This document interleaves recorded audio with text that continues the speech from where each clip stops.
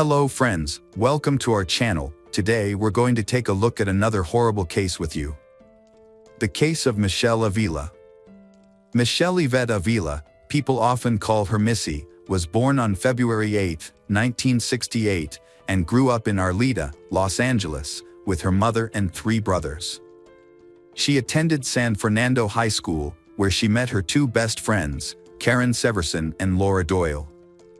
Michele and Karen's close relationship began in childhood, but the two grew distant during high school. Michele was known for her beauty and impressive long hair, which made her popular and well-liked among her peer group. Karen and Laura began to feel jealous because Michele received a great deal of attention from others, especially boys. During Michele's sophomore year, a rumor began to spread that she had relationships with many boys, all of whom had their own girlfriends. This rumor angered a group of girls who confronted Michele outside the school. They brutally attacked her when she returned home. As a result of this brutal act, her attackers were brought to justice. The leader of the group was reported to be Sonia Bon. Michele's parents immediately reported the ringleader of the attack. Michele was scheduled to testify in court on October 8, 1985, but unfortunately, she never made it to court. In early September, Michele had an argument with Karen and Laura, 2 of her close friends. The conflict arose from a rumor that had been circulating for over a year, accusing Michele of having an affair with the boyfriend of one of them. Michele then began dating a man named Randy at the start of her junior year, but their relationship lasted only about a month before she decided to end it. The reason for the breakup was Randy's constant partying, which Michele could no longer tolerate. However, after breaking up with Michele, Randy began dating Karen, and the 2 even moved in together after just a month. Despite this, Randy seemed to still have feelings for Michele, as he frequently flirted with her, which made Karen unhappy. Michele rejected Randy and informed him that she did not want to rekindle their relationship. Wanting to help Karen, Michele advised her to consider ending her relationship with Randy and finding a better boyfriend. However, this advice angered Karen. As a result, Karen and Laura started spreading rumors again and decided to confront Michele at a local park. During the confrontation, Michele tried to appease Karen and Laura, reminding them that a similar situation had occurred the previous year and that she would never deliberately hurt them. Karen had argued with Michele 10 days before she was murdered. During that argument, Karen yelled at Michele, threatened her with a broken beer bottle, and pushed her to the ground before leaving with Laura.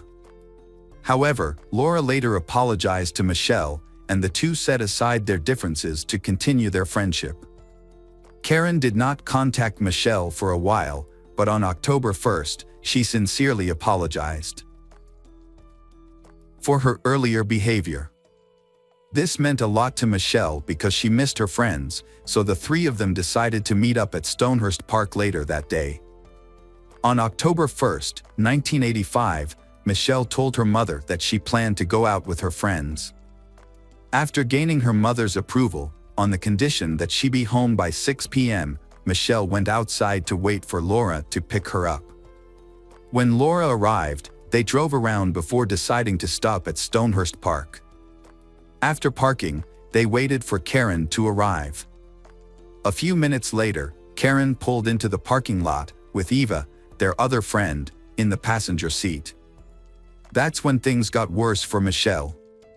When Karen pulled into the parking lot, she stopped very close to Laura's car and began to get angry. She rolled down her window and started yelling at Laura, using vulgar and abusive language. Laura also rolled down her window and responded to Karen with equally harsh language. Michele and Eva sat in silence, watching their friend DS argue heatedly. Michele had no idea what they were arguing about. Suddenly, Karen backed up and sped out of the parking lot, with Laura following closely behind. For 45 minutes, they drove at a high pace north of the city and into the mountains. Karen and Laura were driving so furiously that Michele and Eva had to beg them to calm down and stop. The two girls finally drove to a parking lot that led to a large forest. Laura and Karen got out of the car, and an argument broke out, which escalated into a physical fight. Michele also got out of the car in an attempt to stop her friends. However, as Michele left the car, Karen and Laura suddenly stopped fighting and turned towards her. They were so close to Michele that she could neither get back into the car nor move away from it. Karen smiled at Michele and said that she and Laura were not arguing and were not angry with each other, but instead, they were angry with her. They informed her that the whole drama was just a ruse to lure her into the woods so they could confront her and punish her. They yelled at Michele, revealing that they were the ones who spread the rumor because they were convinced that she had slept with their boyfriends, and they would not let her get away with it. Michele tried to plead and convince them, insisting that she would never do such a thing and that she had never had sex with anyone, but they refused to listen. When Michele started to remain quiet, Karen and Laura grabbed her and pushed her down a path into the woods.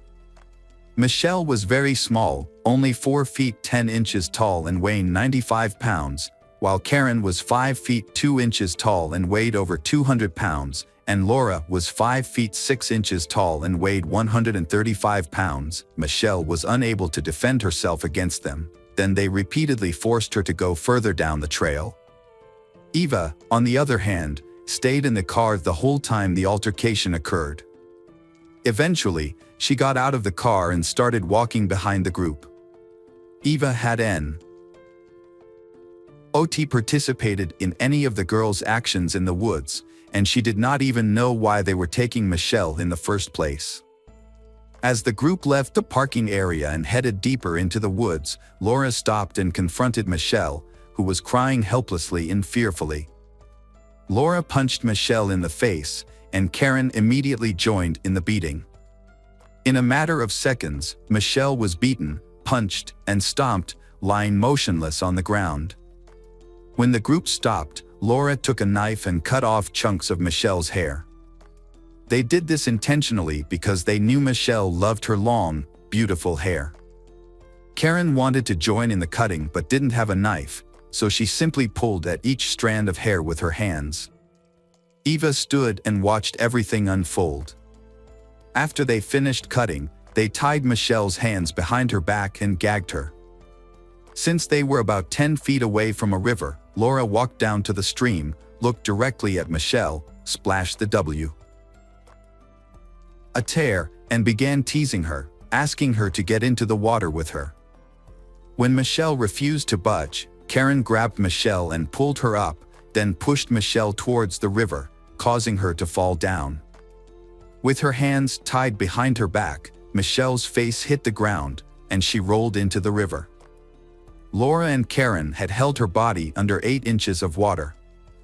When Michele suddenly broke free from Karen's grasp and lifted her head above water, Eva heard her scream. After Michele screamed, Karen grabbed her head and pushed her under the water. When the girls realized that Michele was almost drowning, they let her go and ran to a large log, then brought it over and placed it on Michele's head. Laura and Karen grabbed her and pulled her into the water, forcing Eva to run back down the trail to the cars. When she reached the parking lot, Eva realized that both cars were locked and they were too far away to call for help. She was forced to start walking back down the trail. After a while, she heard a terrifying scream. She stopped, returned to the car, and lay down on the ground in a fetal position, waiting for about an hour for the girls to return. Finally, she saw Laura and Karen, soaked and smiling happily. However, Michele was not with them. After leaving the woods, they got into the car with Eva and headed home. For hours after the ordeal, Laura called Michele's mother and asked to speak with her. When Michele's mother, Michele Avila, said she thought her daughter was with Laura, Laura claimed she had dropped Michele off with 3 boys in a blue Camaro after getting gas. Laura stated that she returned to the spot where she had dropped Michele off, but both Michele and the three boys were gone. On October 4, 1985, Michele's body was found face down in a stream in Big Tujunga Canyon in the Angeles National Forest. 3 days later, a group of hikers contacted the police. When the police arrived, they discovered that Michele had drowned in water only 8 inches deep. Her waist-length hair had been cut off, and a 4-foot-long log was found on her body. Police also found cigarettes, beer, and men's overalls near the location where Michele's body was discovered. Detectives investigated the case based on the girl's statements that Michele had been traveling with 3 men in a blue Camaro before she disappeared. This would explain some of the random items found around the crime scene. However, this statement led detectives to be misled and to search for men who did not exist for 3 years. Additionally, Irene later stated that she did not suspect Karen or Laura of being involved in her daughter's death, as both attended Michele's funeral, and Laura even sent the family a condolence card along with $20. Karen moved in with Michele's family for an extended period, showing her support and sympathy for them. She did her best to help catch the killers. In reality, however, Karen wanted to keep a close eye on the investigation and tried to avoid investigators as much as possible. Karen even slept in Michele's bed and shared dinner with her family on several occasions. However, Karen was one of the girls responsible for Michele's death. Karen also appeared to be haunted by the murder, visiting Michele's grave several times a week and decorating her room with pictures of Michele and newspaper articles about the case. She often went to the creek where Michele's body was found. Once, Karen told Irene that she had seen Michele's ghost. Detectives had no leads on the case until 3 years later, on July 26, 1988, when Eva drove 45 minutes into the mountains and turned herself into the police, revealing the entire story. She explained the rumors that had been circulating, the discord that had occurred among them, all the anger and jealousy, as well as every detail of the murder that she knew. Eva mentioned that it took her so long to come forward because Karen and Laura had threatened her, warning her not to say a word about anything she had seen, for fear they would kill her. In March 1990, Karen and Laura were convicted of second-degree murder and sentenced to 15 years to life in prison. The jury later stated that they did not believe the murder was premeditated and dismissed the first-degree murder charge. Karen Severson was released on December 9, 2011, after serving 21.5 years, and Laura Doyle was released in December 2012 after serving 22 years. Karen Severson attempted to profit from writing a memoir about the murder and her life in prison, but her book did not sell well.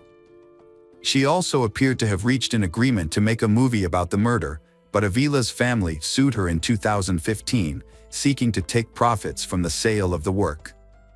As a result, the state of California passed Michele's law, which requires organizations that support the publication of works by criminals to contact the families of victims regarding such works. Michele's story has sparked discussions about the effects of bullying, the complexities of teen relationships. Community initiatives and support networks have emerged to provide resources and support to those affected by similar experiences.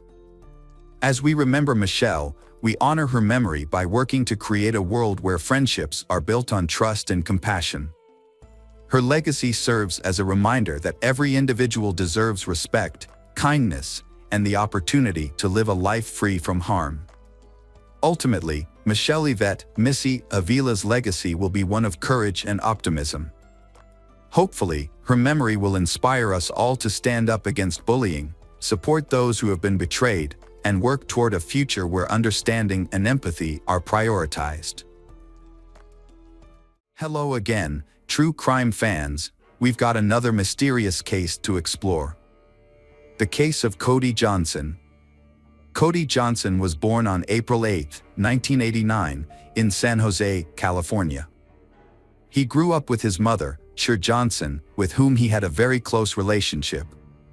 In 2002, they moved to Kalispell, in northwestern Montana, a small resort town located in the Flathead Valley, between the lake of the same name and Glacier National Park.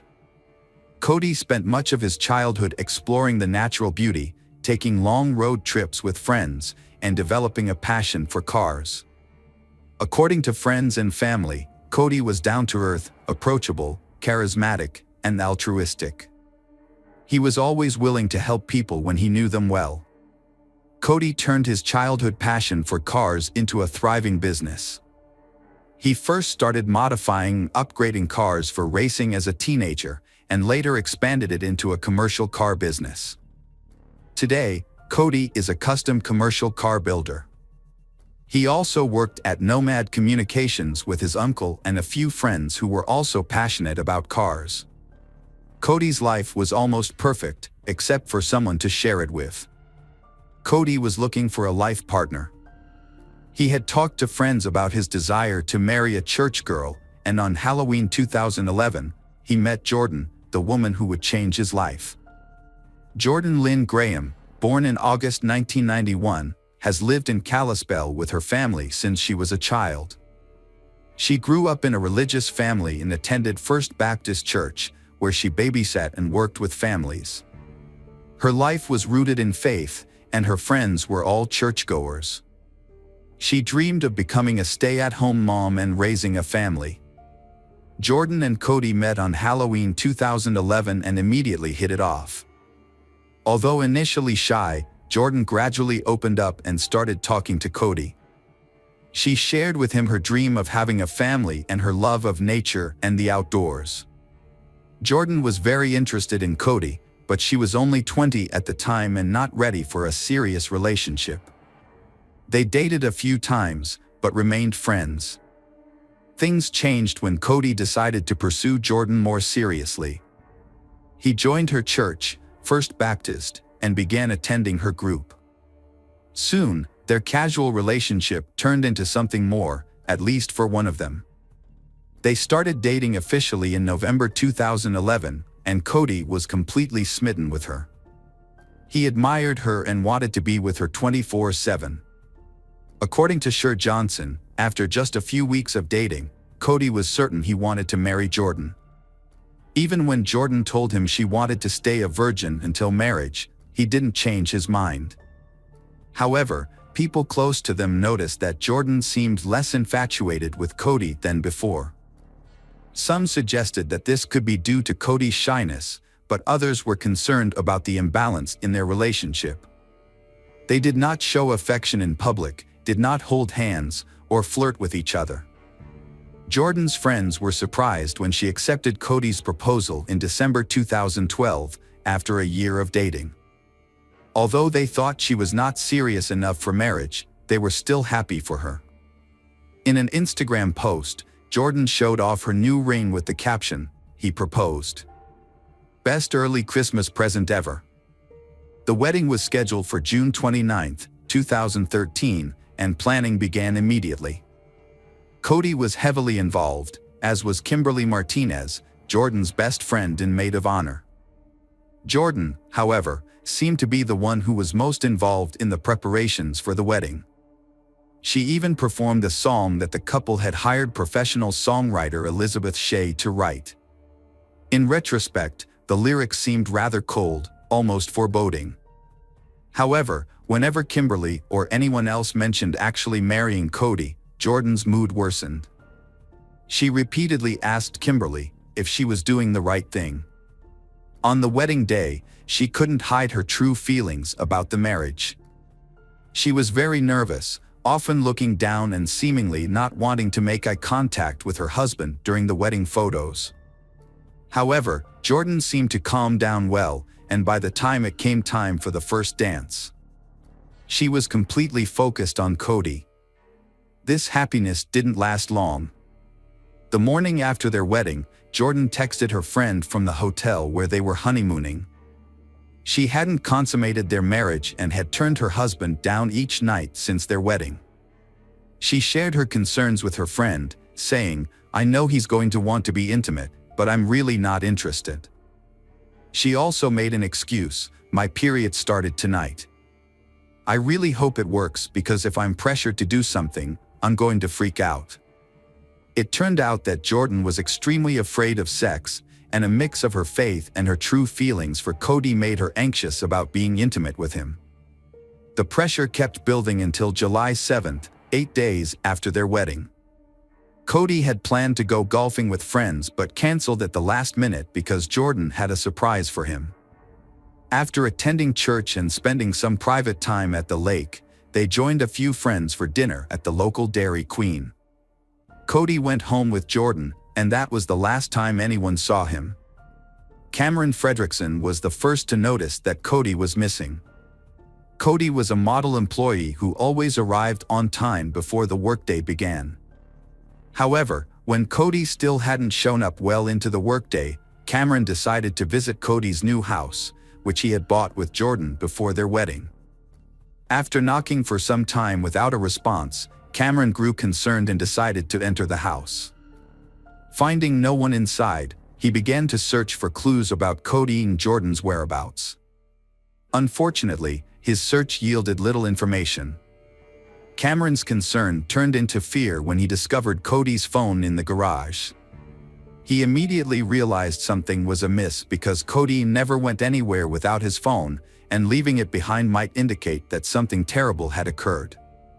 After making several calls, Cameron learned that no one had seen him since the dinner at Dairy Queen at 8:30. He immediately went to the police station to file a missing persons report. And the authorities treated the case seriously from the start. Cameron's distress emphasized the seriousness of the situation. Officer Chaz Zimmerman was among the first to question Cameron. He found it unusual that it was the boss who reported the person missing, rather than the wife. Later that day, Kimberly finally reached Jordan.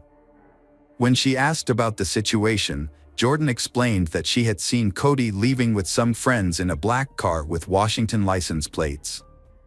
She mentioned that on their way back from the restaurant, Cody received a phone call that upset him greatly, so she thought it would be best to give him some space.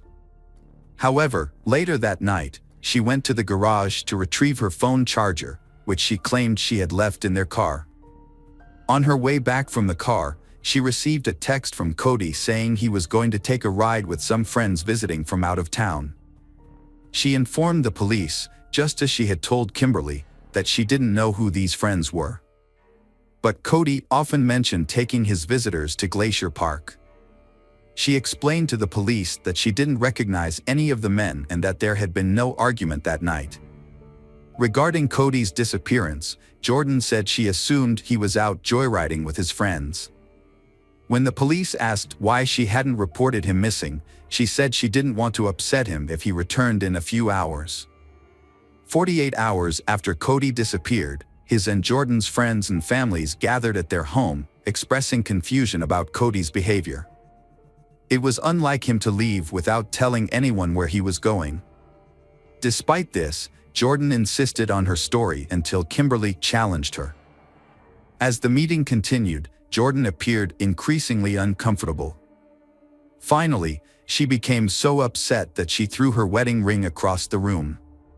While some thought it was a strange reacting mechanism, Kimberly believed something more was happening. She called her friend when she got home. The following day, Jordan was summoned to the station, where the officers questioned her about the inconsistencies in her story. One officer said, "I'm noticing some discrepancies between what you're telling me and the information I've gathered from others." He continued, "I've talked to a few people, and it's crucial for me to know you're being truthful." Jordan responded, I understand. However, the officer insisted, "I believe there's more to it." Cher Johnson met with the police that day, carrying Cody's phone records from the day he disappeared. Concerned about her son, she hoped the mysterious person Cody had called would provide clues about his whereabouts. However, it turned out to be a friend from the car community calling to return a tool to Cody. This friend was quickly ruled out as a suspect because he had a strong alibi. His wife was in labor when Cody went missing. With all leads exhausted, the police refocused on Jordan, who had a story that didn't quite make sense. The breakthrough they needed came on July 10th. A mysterious email from Carmentoni 607 arrived, claiming Cody was dead and the search could be called off. The email said, "Hello Jordan, my name is Tony. There is no need to look for Cody anymore. He is gone." Jordan showed her best friend Hannah the email, Jordan face expressionless, and explained what Carmentoni 607 claimed had happened to Cody. Allegedly, he had slipped and fallen off a cliff in Glacier National Park with his mysterious friends. Hannah was almost overwhelmed when she read the message. She urged a lethargic Jordan to report it to the police. "I'm freaking out." "What are you talking about?" Hannah exclaimed. "I read the email, and it says Cody's gone."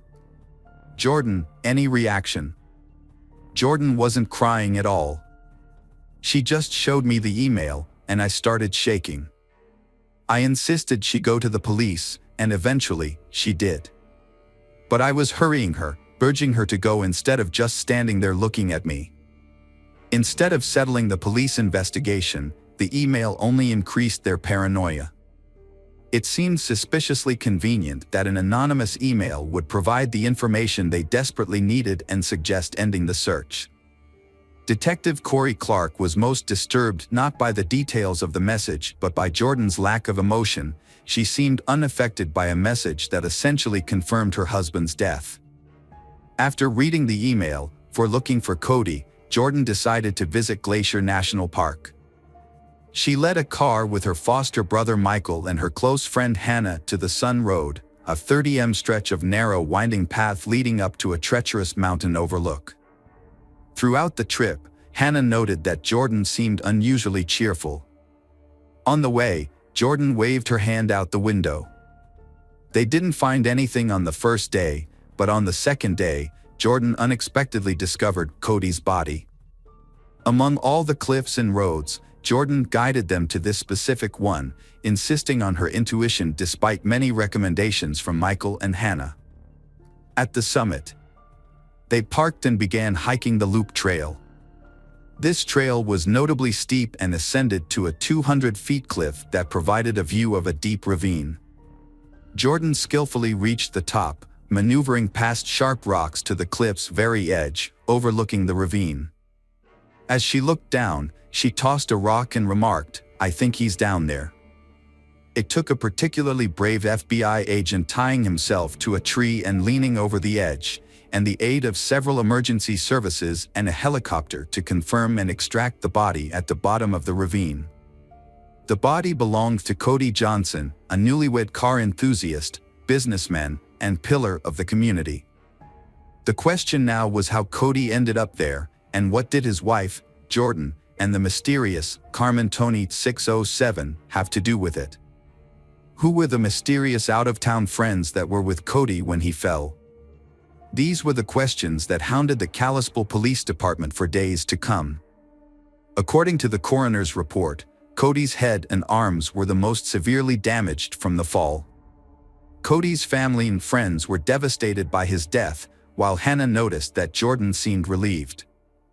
Now that Cody's body had been found, the police would close the investigation. However, the identity of Carmentoni 607 was still unclear. When asked about the message, Jordan introduced them to Tony Stalkup, a friend of Cody's who was a car enthusiast. Although Tony had not seen Cody in a long time, he was willing to let them access Cody's account. However, they could not find the necessary email address, and neither Jordan nor Cody's phone records provided much useful information. As a result, they were forced to contact Google to request the IP address of Carmentoni 607's account. While waiting for more information, the police interviewed Cody's family and friends again. During this process, Kimberly eventually revealed to the police about Jordan's premarital mood swings. Jordan had repeatedly asked Kimberly if she should marry Cody. She also expressed her fears and concerns about having sex with him. Jordan regretted marrying Cody and wished she could end the marriage. Kimberly advised her to have a frank conversation with Cody about her feelings. She texted Kimberly that she was unhappy when she should have been, and was worried that speaking up would hurt Cody. 2 days before Cody went missing, she wrote that he had been aggressive and blunt with her. On July 7th, she planned to talk to him but was afraid of his reaction. After the conversation, she went to Kimberly's house and told him that things were not going well. Cody was very angry and agitated, so she decided to leave so he could calm down. She slept over at her step-parents' house that night. When the police learned of this, Jordan became the prime suspect, and the news from Google arrived at the same time. The Google results confirmed that the Carmentoni 607 email address had been created on Jordan's stepfather's computer. A brief interview with Jordan's family members identified Jordan as the email's creator, but this was not enough to convict her. However, Cody and Jordan's cell phone records helped the police gather evidence. Cell towers indicated that they had been in Glacier National Park the night Cody went missing. Furthermore, surveillance cameras had also captured the couple entering Glacier National Park at 9:17 p.m., contradicting Jordan's claim that she was not with her husband that night. Now only Jordan knows the answer. When the police called Jordan in to present evidence, she broke down. She finally told the detective her testimony of what had happened. She said she confessed her feelings about the marriage to Cody, and they had a big fight. As a result, the two decided to travel to Glacier National Park and headed for the loop. She explained that she pushed Cody and he fell. She said she felt pressured and angry. Her story ended without a clear confession, but hinted at the blindfold incident.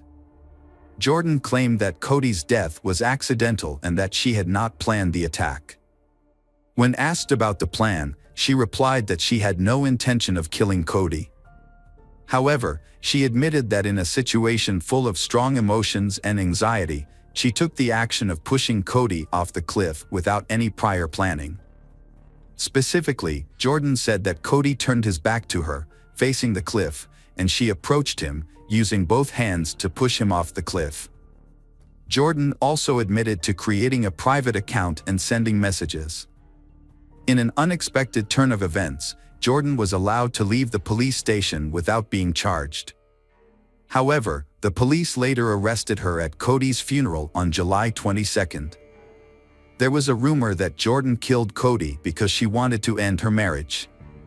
It was assumed that she did not want to back out because she did not want to lose face for herself and her family. If Cody died, she wouldn't have to go through the divorce process. Jordan's behavior at Cody's funeral raised further suspicions, and many began to wonder if Jordan really loved Cody. Jordan faced charges of second-degree murder and making false statements. After reviewing her case, the jury added a more serious charge of premeditated first-degree murder. Her trial commenced on December 9, 2013. From the beginning, the prosecution aggressively challenged Jordan's account. As the trial progressed, her situation became increasingly difficult. The prosecutors scrutinized her story, focusing on key issues such as why she had deceived Cody's friends and family about her involvement and apparent lack of remorse. Cody's family and loved ones provided portraying her as an unfeeling wife who killed her husband to end their marriage. Although her defense team claimed self-defense, the argument was not convincing. Instead, Jordan chose to accept a plea deal. Under the agreement, she pleaded guilty to second-degree murder in exchange for the prosecution dismissing the first-degree murder charge. As a result, she received a 30-year prison sentence with no possibility of parole. Before her sentencing, Jordan tried to take back her guilty plea after learning the prosecution would pursue a more serious charge of premeditated first-degree murder, which could result in a 50-year sentence. U.S. District Judge Donald Malloy then had to decide whether to accept her original plea or grant her a new trial.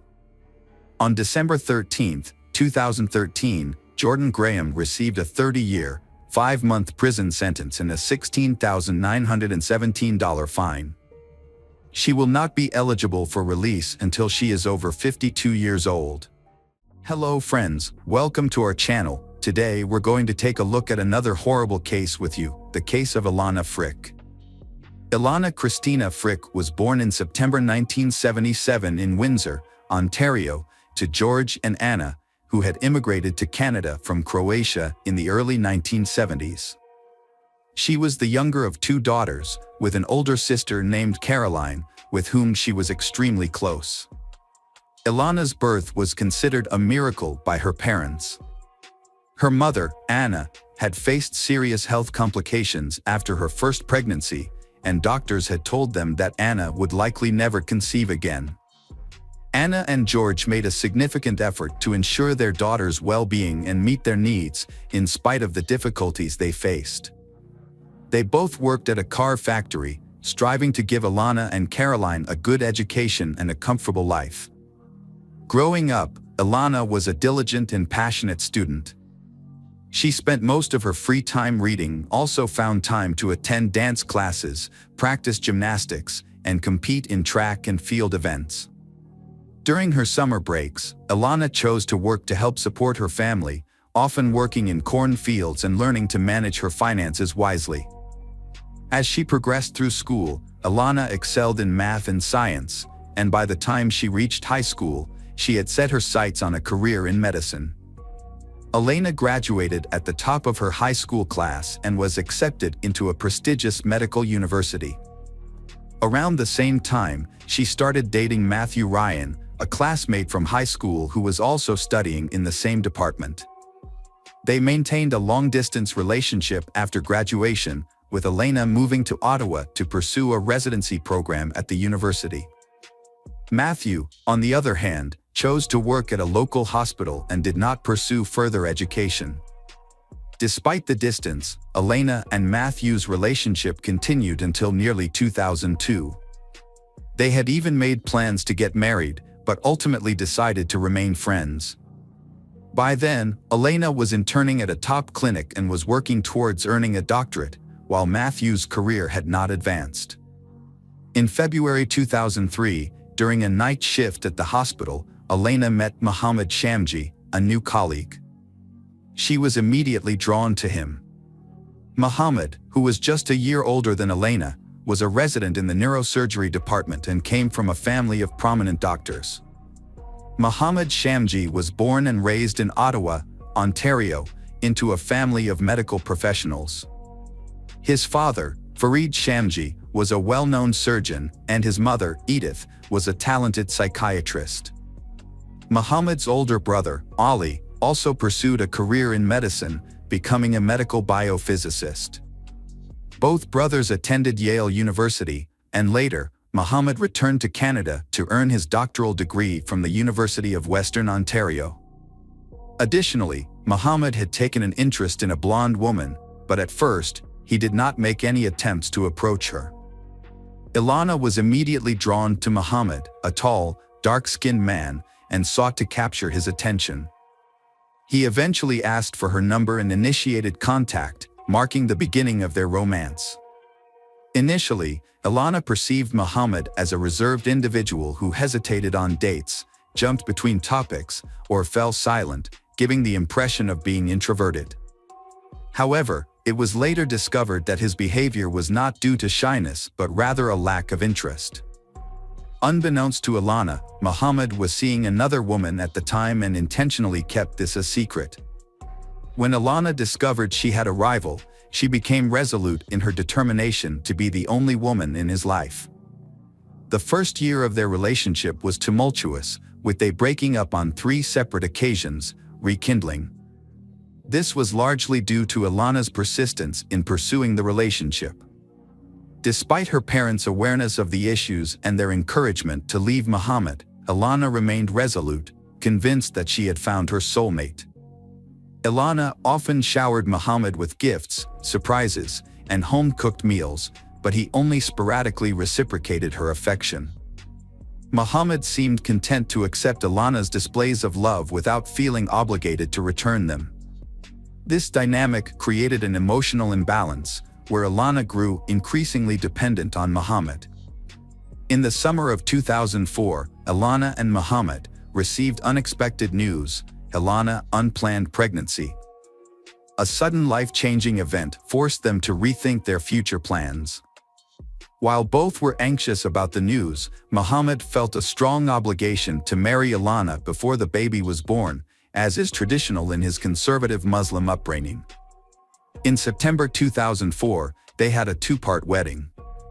The first ceremony adhered to Muhammad's family's cultural customs, while the second was a more casual celebration with friends at a popular restaurant. At the time, the newlyweds seemed happy and in love. However, their happiness was short-lived. When their daughter, Yasmin, was born in January 2005, their marital problems became apparent. Muhammad's focus on his career and education left Ilana and their newborn daughter feeling neglected. To make matters worse, Muhammad had been hoping for a son and wasn't afraid to express his disappointment. This marked the beginning of a troubled marriage that would ultimately end in tragedy. After having her child, Ilana took maternity leave to care for her daughter and manage the household. When Muhammad returned home, he would often go straight to his room and spend very little time with his wife and children, which left Ilana feeling abandoned and unappreciated. As time passed, Muhammad's behavior worsened, and he became increasingly critical and abusive. He would insult Ilana's appearance, refuse to eat her cooking, berating and insulting his wife. Despite her growing unhappiness, Ilana chose not to confide in anyone, including her close friends and parents, about her marital problems. However, one day, while Ilana was on the phone with her mother, Muhammad returned home in a bad mood and began berating Ilana in front of her mother. Ilana's mother tried to defend her, but Muhammad shifted the blame onto Ilana, claiming she was responsible for their troubled marriage. Ilana's mother advised her to end the relationship with Muhammad and file for divorce, but Ilana declined, hoping that she could still salvage the marriage. Unfortunately, Muhammad's actions worsened, and he started physically harming Ilana on top of the verbal abuse she had already been enduring. The situation reached a boiling point in the summer of 2005 when Muhammad punched Ilana in the face, breaking her nose. Fearing for her safety and that of her child, Ilana fled to friends and reported the incident to the police, finally deciding to end the marriage and leave Muhammad for good. Muhammad surprisingly begged his wife, Ilana, to come back, vowing to never physically abuse her again or even raise his voice. He promised that their family life would be perfect, and he would control his temper. However, Muhammad's sudden change of heart was motivated by self-interest. As a young neurosurgeon, he was about to start at Duke University, working towards his doctorate, and a criminal conviction would ruin his promising medical career. Muhammad's primary concern was his own future, but he successfully convinced Ilana to drop the charges against him. She even agreed to follow him to North Carolina, where he would pursue his studies. Ilana's loved ones were confused when she didn't leave her husband despite the difficulties she was facing. Instead, she moved to another country with Muhammad. When they encouraged her to reconsider, she stood her ground. When the family settled in the US, life appeared more tranquil for a time. Muhammad earned a highly competitive spot in an elite engineering program. Meanwhile, Ilana joined Duke University on a full tuition scholarship. Their relationship grew stronger and became more confident in their decision to have more children. After the arrival of their daughter Fiza, they welcomed another child. Unlike their son's relatively smooth birth, Fiza's delivery was more challenging. The new addition to the family brought immense joy, and they felt grateful for their family growing closer. What secrets lay hidden behind the perfect facade of this family? In the late summer of 2009, Ilana and her husband, along with their children, returned to Ottawa, Canada, and settled back into their home. Ilana, however, soon ended her maternity leave and secured a job as a family doctor at a renowned hospital, quickly building a solid reputation. Her husband, meanwhile, juggled work, studies, and teaching at a university. As social media gained popularity in the late 2000s, they started a personal blog that portrayed them as an ideal family. They shared photos of their vacations, accomplishments in science, and luxury lifestyle, complete with a lavish home. They even posted about attending prestigious conferences and trendy resorts. To outsiders, they seemed like a happy, successful, wealthy, and deeply in love couple with no problems. However, this perfect image hid a dark reality. Behind closed doors, Muhammad continued to exert strict control over Ilana. He monitored her interactions, dictated what she wore, and even checked her email and social media accounts.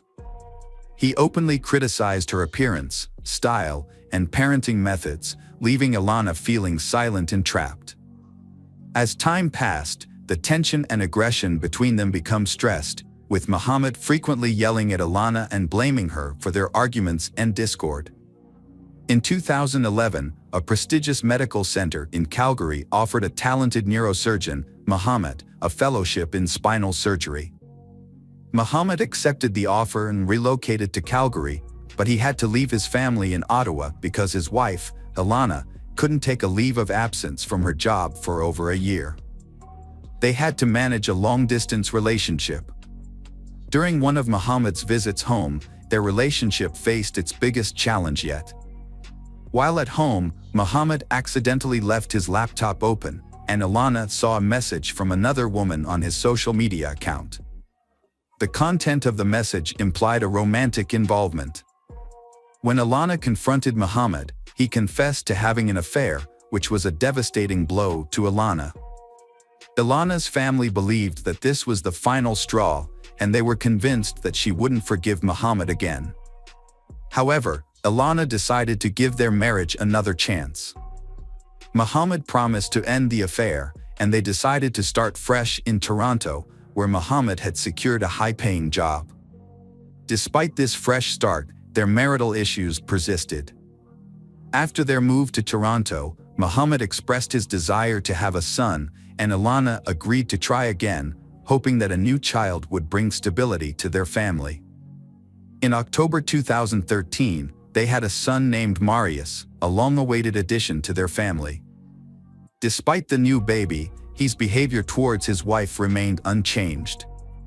Over the next few years, he devoted himself to his medical career, becoming a skilled and respected neurosurgeon known for his ability to tackle complex cases that other doctors avoided. Meanwhile, the wife also advanced in her career, becoming a representative for the Ontario Medical Association.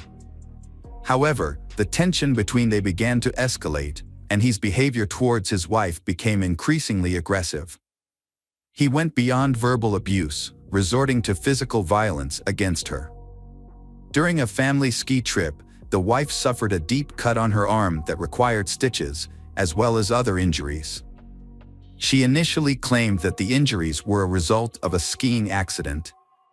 However, she later confided in her best friend that the injuries were actually inflicted by her husband. Following another heated argument over his latest infidelity, Ilana discovered that her husband, Muhammad, was having an affair with a colleague. After overhearing a suspicious phone conversation, Ilana confronted him, which led to a violent outburst, and he physically abused her. A friend, who was aware of the situation, advised Ilana to end her marriage, but she refused. Her friend jokingly suggested that Ilana should retaliate by having an affair of her own. Although the suggestion was made in jest, Ilana might have considered it a viable option to get back at her unfaithful husband. During the summer of 2016, their relationship continued to deteriorate. Their children were away at camp or staying with their grandparents, leaving Ilana and Muhammad to face their marital problems alone. In a surprising turn of events, they celebrated their 12th wedding anniversary in early September, even sharing the news on social media. However, their happiness was short-lived, as they began discussing divorce just a week later. Despite his marital transgressions, Muhammad refused to acknowledge his actions as grounds for divorce, claiming that he was happy with his current situation. On the other hand, a desperate Alana initiated an affair with a coworker who had been flirting with her, escalating their relationship turmoil. Elena found herself swept up in a new romance, feeling cherished and adored by her partner. This was a welcome change from her current situation, and she reveled in the long-absent sensation of being loved and desired. However, her personal life was about to take a dramatic turn. A fierce argument erupted in the family on November 25, 2016. Elena informed her husband that their divorce was unavoidable. The following day, she consulted with a divorce attorney and then departed for a 3-day medical conference in another city. While Elena was away, her husband, Mohammed, sent her a series of messages, begging her to reconsider and work on saving their marriage for the sake of their children. Elena returned home on November 30th and made a final phone call to her parents. Although her voice betrayed some anxiety, she reassured them that everything was okay. Unbeknownst to her family, Elena had attempted to call the police that evening, but in her distress, she accidentally misdialed the number, leading to a devastating outcome. On December 1st, Anna tried to contact her daughter Ilana but was unable to reach her. Concerned, Anna called her son-in-law Mohammed to ask what was wrong. Mohammed claimed that Ilana had packed her bags in the middle of the night and left him and their children to be with her lover. However, Anna and her husband were skeptical of Mohammed's story, knowing that their daughter would never abandon her children. They asked a close friend of Ilana's to keep an eye on the Mohammed home while they traveled to Toronto to report Ilana's disappearance to the police. The friend reported that Ilana's car was still parked in the driveway, which only added to the family's concern. When Anna and her husband arrived at their daughter's house, they didn't notice anything out of the ordinary at first. However, Mohammed was agitated and insisted that Ilana was with her lover, repeating the same story he had told the police earlier. After Ilana was reported missing, a shocking discovery was made. The police found a body inside a suitcase. A man walking his dog by the river on December 2nd noticed a new-looking suitcase under a bridge about 24 miles from the suspect Mohammed's home. His curiosity got the best of him, so he opened the suitcase, discovering the body of a blonde woman. The police were immediately notified, and the body was taken to the medical examiner for identification and analysis. Fortunately, identifying the owner of the suitcase was not difficult because the perpetrator had left the luggage tag attached, which still had her name and travel information from her recent trip. Her parents confirmed the identity as Ilana. An autopsy revealed her cause of death to be mechanical asphyxiation and a broken neck. Additionally, her body showed signs of abuse with multiple bruises and abrasions. Notably, the victim was found dressed in pajamas with no shoes. Considering the victim's position in clothes, it appears she was placed inside the suitcase immediately after her death.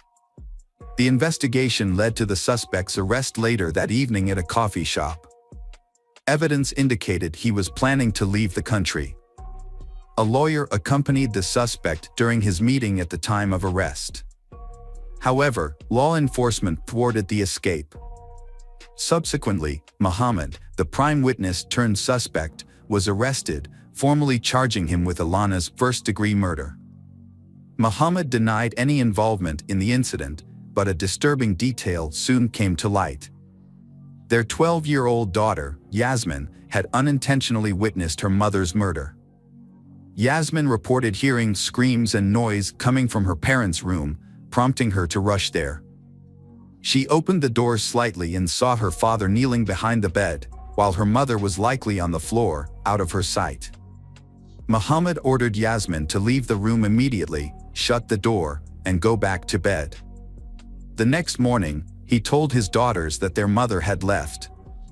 Despite her young age, Yasmin sensed that something terrible had occurred, but she couldn't fathom that her father was responsible for her mother's death. To avoid putting his daughter through the trauma of testifying in court, the accused confessed to the crime. He recounted the events of that fateful evening, stating that he and his wife had argued over her alleged infidelity and desire for a divorce. Muhammad claimed that he didn't intend to harm his wife, but the situation escalated rapidly. The argument turned violent, and when his wife tried to call the police, he knocked the phone out of her hand. She began screaming, and Muhammad struck her multiple times in the face before pinning her to the floor and strangling her with his hands. Muhammad's daughter entered the room, but couldn't see what had happened behind the bed. By the time Muhammad realized his wife was not breathing, it was too late. In a desperate attempt to revive her, he made a fatal mistake, breaking her neck. Panicked, he placed her body in a large suitcase and drove around for hours, unsure of what to do. Eventually, he stopped at a small bridge over a river and threw the suitcase into the water, hoping the current would carry it away. However, the suitcase got stuck against the bridge's foundation, hidden in the darkness. During the trial of the surgeon, a scandal emerged involving his father, Ferd Shamji. The elderly man made derogatory comments about his deceased daughter-in-law, trying to justify his son's actions by claiming she had been unfaithful and provoked him. As a result, his medical license was revoked. Muhammad was found guilty of second-degree murder in April 2019 and sentenced to life imprisonment. However, he may be eligible for parole in 14 years, considering the time he served during the trial. This means he could be released as early as 2030. Additionally, Muhammad was prohibited from contacting his children or his wife's parents and was ordered to pay them a substantial amount of compensation. His medical license was also permanently revoked, preventing him from practicing medicine or teaching again. The children who have lost their parents are now being cared for by Ilana's parents. Hey detectives! Welcome back. We've got another mysterious case to explore. The case of Tanya McKinley. Tanya McKinley was born on January 25, 1961, in the small town of Milton, Florida. She grew up in a loving family and was very close to her older sister. After graduating from high school, Tanya decided to move to Pensacola, a town about 25 miles away from her hometown. She pursued a career in the medical field. Tanya moved to a new city with her cousin Vanita, and they shared an apartment. After moving in, Tanya met a man named James, and they began dating. They eventually moved in together and had a son, Timothy, in 1983. Although Tanya was happy to be a mother, her relationship with James was troubled. They argued frequently, and about a year after their son was born, they decided to go their separate ways. By the end of 1984, Tanya was temporarily living with Vanita, who was now married with 2 children. Tanya planned to find her own place as soon as possible. On New Year's Eve, Tanya, Vanita, and her husband decided to celebrate at a local bar. They left their children at a late-night daycare. Around midnight, Vanita and her husband were getting ready to leave, but Tanya wanted to stay a little longer. Since the daycare closed at 1 a.m., Vanita agreed to pick up Tanya's son, allowing Tanya to stay at the bar. Before leaving, Vanita asked Tanya how she planned to get home, since they had driven there together. Tanya replied that she would get a ride from their acquaintance at the bar. However, when Vanita woke up on January 1st, she found that Tanya had not yet returned home. At first, Vanita thought Tanya might have slept over with a friend, so she was not too worried. Then, Vanita's mother-in-law arrived with heartbreaking news. Tanya had been found dead around 3 a.m. A Pensacola resident was on her way to the vet with her daughter. While driving, her daughter pointed out a person on the side of the road. Pensacola thought it might be a mannequin, but when she got out to check, she discovered it was a human body. Pensacola immediately returned home and called the police. Upon arriving at the scene, officers found the body of a woman lying in an empty lot beside the road. She had no shoes, her tights were down, and her dress was pulled up. Near the body, a blue towel with what appeared to be bloodstains was found. The police identified the victim as 23-year-old Tanya McKinley. Further investigation led them to discover her shoes and purse nearby, containing identification with her name on it. The body was turned over to medical experts for further examination. Meanwhile, police continued to process the crime scene. They soon discovered that Tanya likely did not die where she was found. There was no significant blood near the body, except for a stain on a towel, and signs on the ground suggested that the body had been dragged to the side of the road. On the towel and Tanya's body, investigators found several clues, including dog hair and a human hair. They suspected that the hair belonged to the killer, and that the killer may have owned a dog. Medical experts determined that the Tanya had suffered a head injury from a heavy object, but her cause of death was actually strangulation. They also confirmed that the Tanya had been sexually assaulted. A semen sample was collected from her body, but at the time, DNA analysis was not yet widely used in forensic science. However, the experts were able to establish that the suspect had type B blood. Police began to develop a list of potential suspects. Police turned their attention to Tanya's ex-husband, James. After talking to Tanya's family and friends, police discovered that James and Tanya had argued frequently before and after the birth of their son. When Tanya decided to end the relationship, James was unhappy and tried to convince her to stay. Police believe that James followed Tanya to the bar on New Year's Eve, leading to a confrontation that ended in murder. They brought James in for questioning, but he denied any involvement in the crime. He also agreed to provide hair samples for comparison. Although experts were unable to extract DNA from the samples, they were able to compare the hairs under a microscope. The results showed that James' hair was significantly different from the hair found on Tanya's body and the towel. As a result, the police temporarily ruled him out as a suspect. Police focused on everyone who was at the bar on New Year's Eve. They asked Vanita if she had noticed anyone acting strangely or aggressively toward Tanya, but she said the evening had gone off without incident. Police also discovered that after Tanya split from her ex-husband, she had started dating a man named Kurt, who was a bartender at the bar where she spent New Year's Eve. Kurt was working the night of the murder.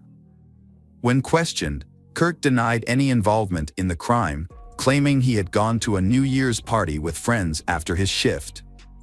The police reviewed all the testimony and concluded that Kurt had enough time to commit the crime. Based on numerous interviews with people at the bar, the police determined that Tanya was last seen alive at 1:15 a.m., but no one saw her leave.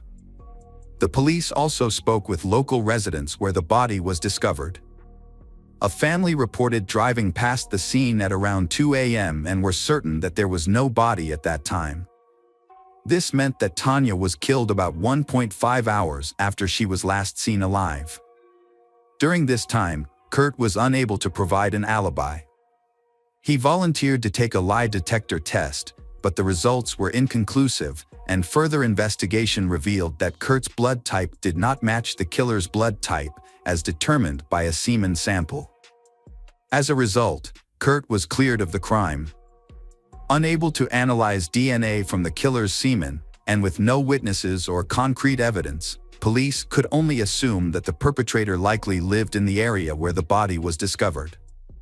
The case had been closed for years due to lack of concrete evidence. Timothy, who was only 18 months old when his mother died, was raised by his father and Tanya's family. Together, they kept the truth about his mother's death a secret. When Timothy was 14 years old, he was informed that his mother had died in a car accident.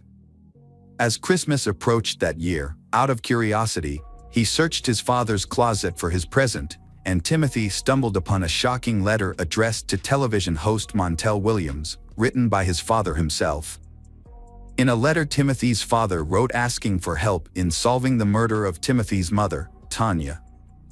The letter included a detailed account of the crime, which was the first time Timothy learned of his mother's tragic fate. Years later, in the early 2000s, police reopened Tanya's case, hoping that advances in DNA technology might help identify the killer.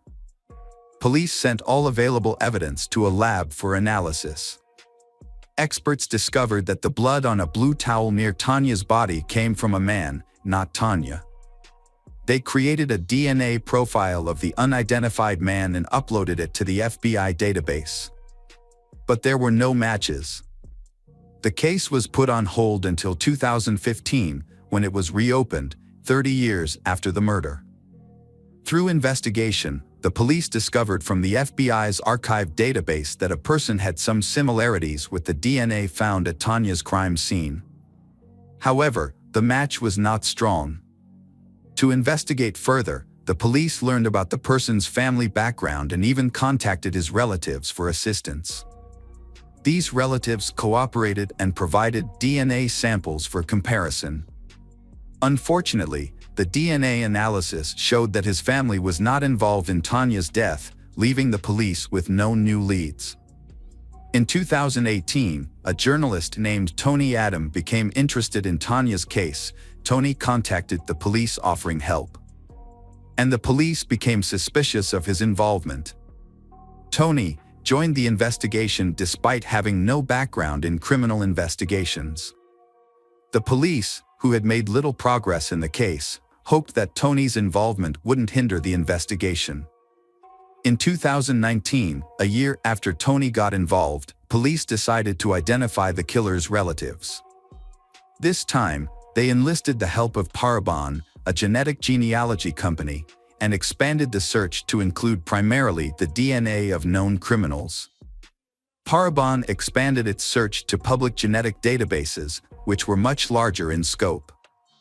Unlike DNA evidence collected from a crime scene, these databases contain DNA samples that people have voluntarily uploaded to find relatives. To find the killer, experts used a process of elimination, carefully analyzing the family trees of potential relatives to identify someone who matched their suspect's criteria. They were looking for a man who was at least old enough to have committed the crime in 1985 and had a connection to the area where the crime was committed. In 2020, police identified a suspect in Tanya's murder. Daniel Wells, 57, had been arrested in the late 1980s for assault and indecent exposure. At the time, he was living in Pensacola, working as a carpenter and living with his wife and children. But to confirm whether Daniel was actually the killer, detectives needed to compare his DNA to the profile they collected from the crime scene. To prevent Daniel from fleeing, the police approached cautiously. They kept watch, waiting for an opportunity to collect a DNA sample from him without arousing Daniel's suspicion. Daniel threw a cigarette butt out of the car window near his workplace. The police collected the cigarette butt and immediately sent it to the lab for analysis. Experts extracted DNA from the saliva on the filter and compared it to the DNA of the killer in the Tanya case. The results were a match. The police eventually identified Daniel as the culprit and arrested him the same day. Despite the DNA test results, the police still tried to get Daniel to confess. They arranged for a patrol officer to stop Daniel's car under the pretext of doing a routine ID check. Detectives then approached Daniel, informing him that he needed to accompany them to the station without providing any further explanation. By withholding information, they intentionally kept Daniel in suspense, allowing them to proceed with the investigation cautiously. The police approached Daniel, informing him that he needed to come with them to the police station without further explanation. During the investigation, the detectives slowly steered the conversation toward Tanya's murder, asking Daniel about his whereabouts on the night of the murder. At first, he claimed to have never seen Tanya. However, when the detectives revealed that his DNA was found at the crime scene, his story began to unfold. As the questioning continued, Daniel's denials became increasingly unconvincing, and he grew more and more agitated. Detectives made it clear that the DNA evidence was irrefutable and that he would face consequences for his actions. As the interrogation continued, Daniel denied his guilt and became increasingly agitated.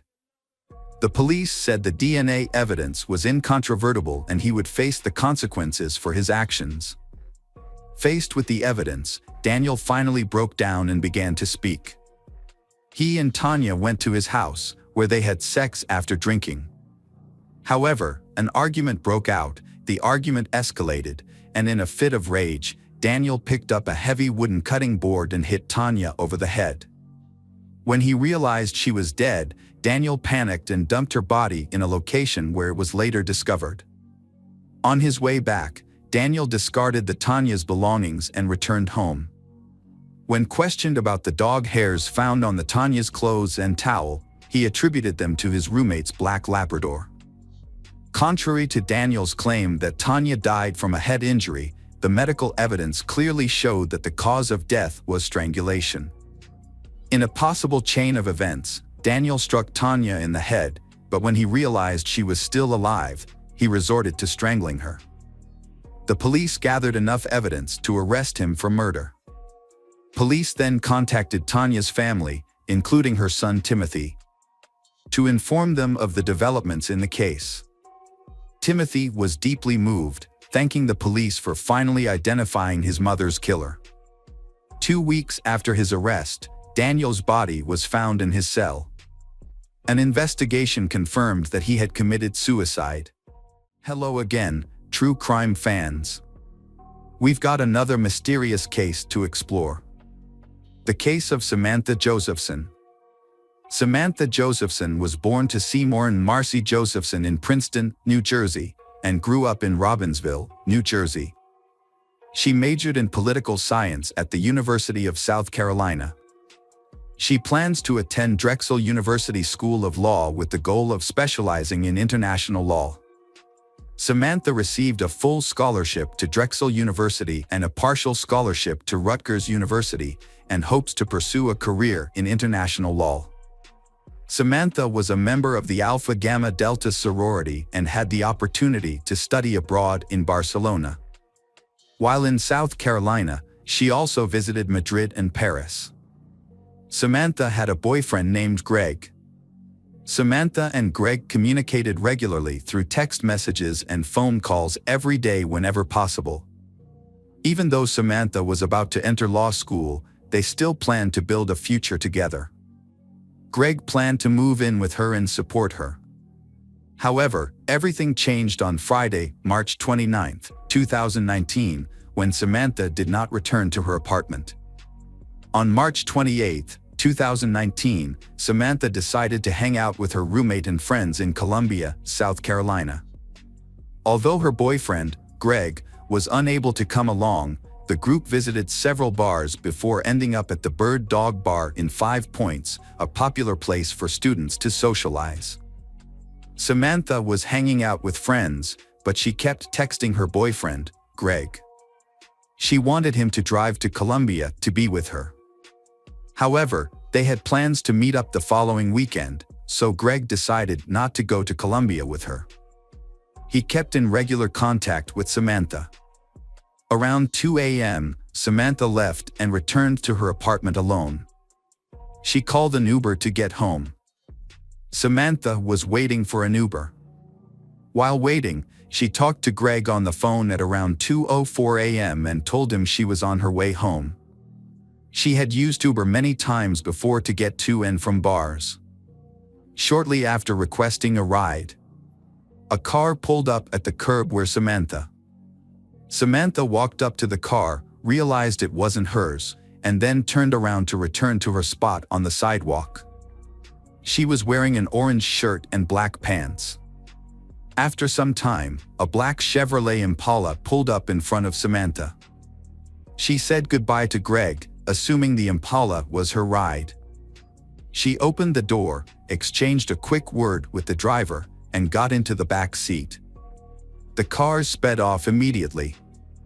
Meanwhile, the actual Uber she had ordered arrived at the pickup location, but the driver couldn't find Samantha and eventually canceled the request and left.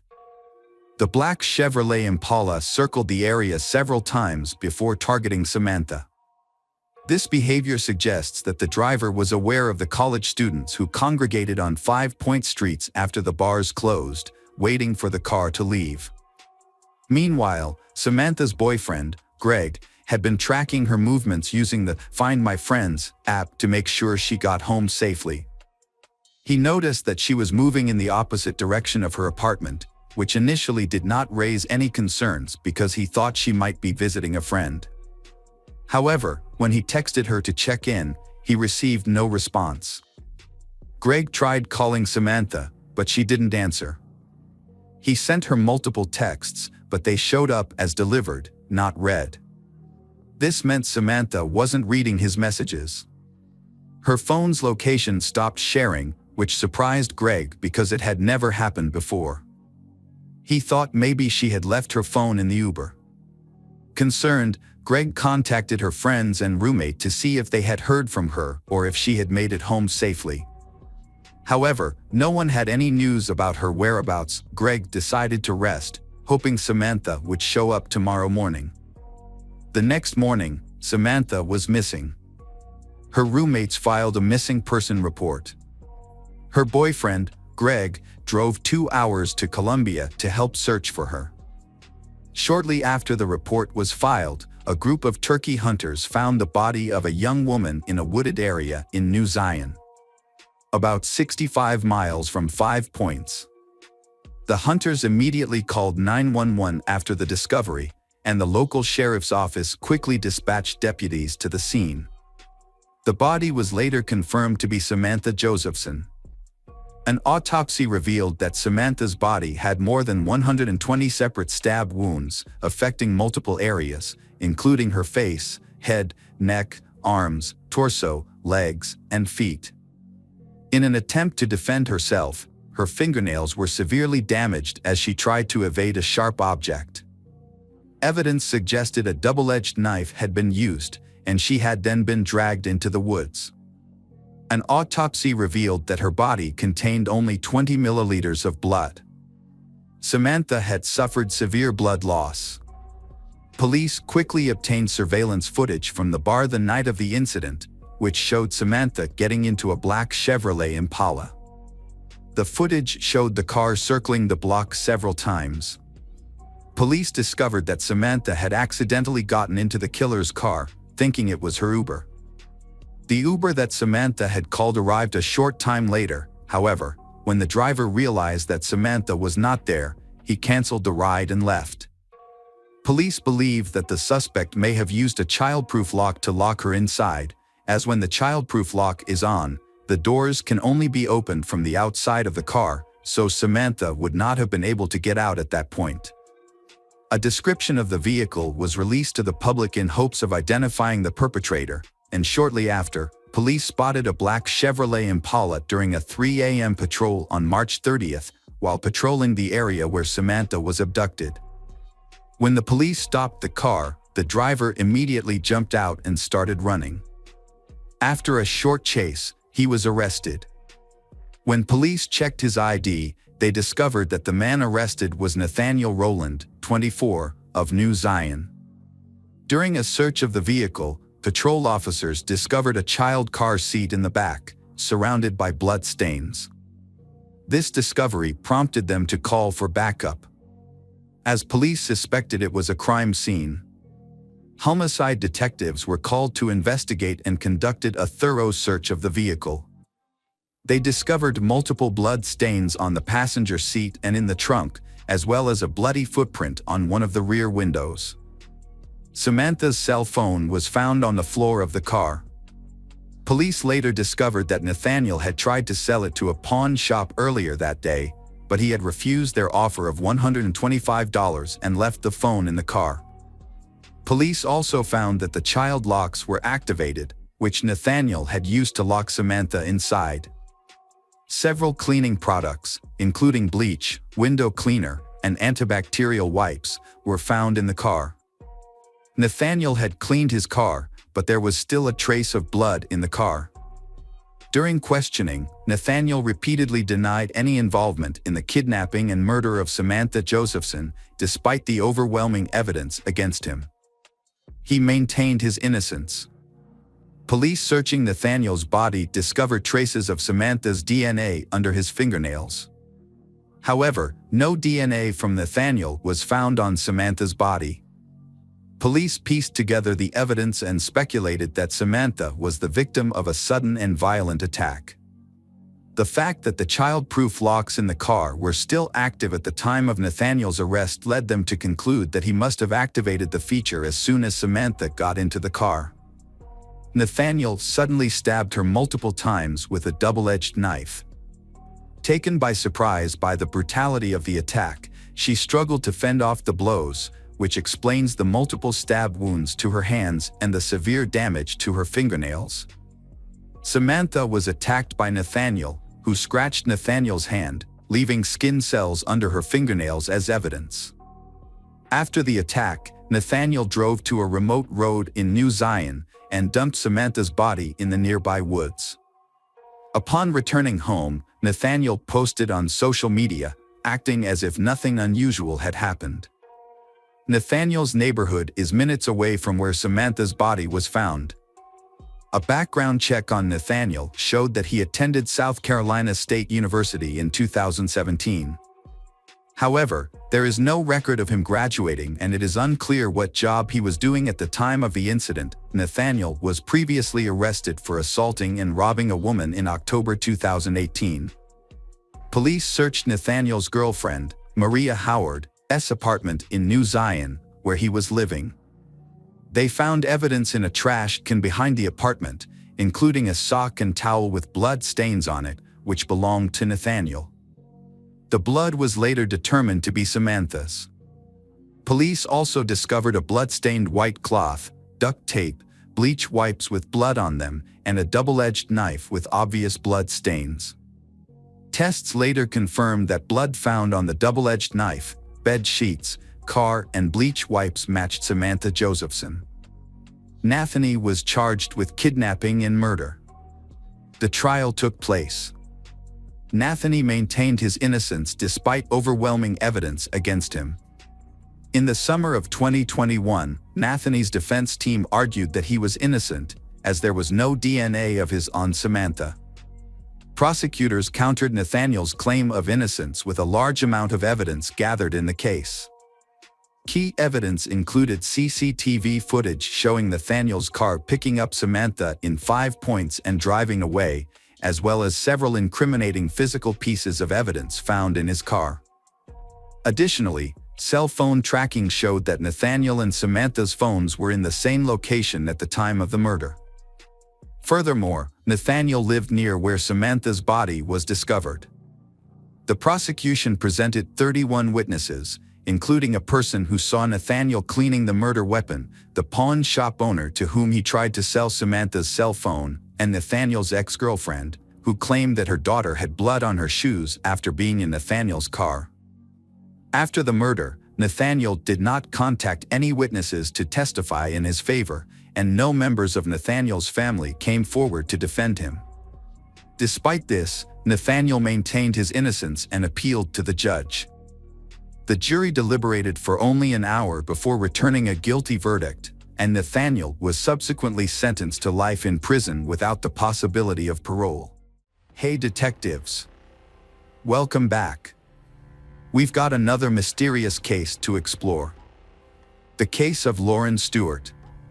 Lauren Stewart was born on January 9, 1973. She has spent most of her life in Michigan. Lauren pursued her passions as a model and actress, attending workshops and interacting with photographers to further her career. Those who know her describe her as charming and easygoing. Lauren is passionate about her acting and modeling work. She enjoys new experiences, learning from others and sharing ideas, seeing life as an adventure and striving to live life to the fullest. Lauren is married to Daniel Stewart, a senior software architect at the University of Michigan, where he works predicting heart attacks. Prior to his current role, Daniel spent several years in the tech industry as a Coda developer. Lauren and Daniel were devout Christians in the Jehovah's Witnesses sect for a long time until 2013, when they decided to leave Christianity. Lauren and Daniel have 2 children, Stephen Stewart, 27, a data solutions architect and computer scientist, and Bethany Stewart, 24, a talented artist and graphic designer. At 45, Lauren seems to have the perfect life, a loving husband, well-educated children, a thriving modeling career, and a beautiful home in Keio Harbor.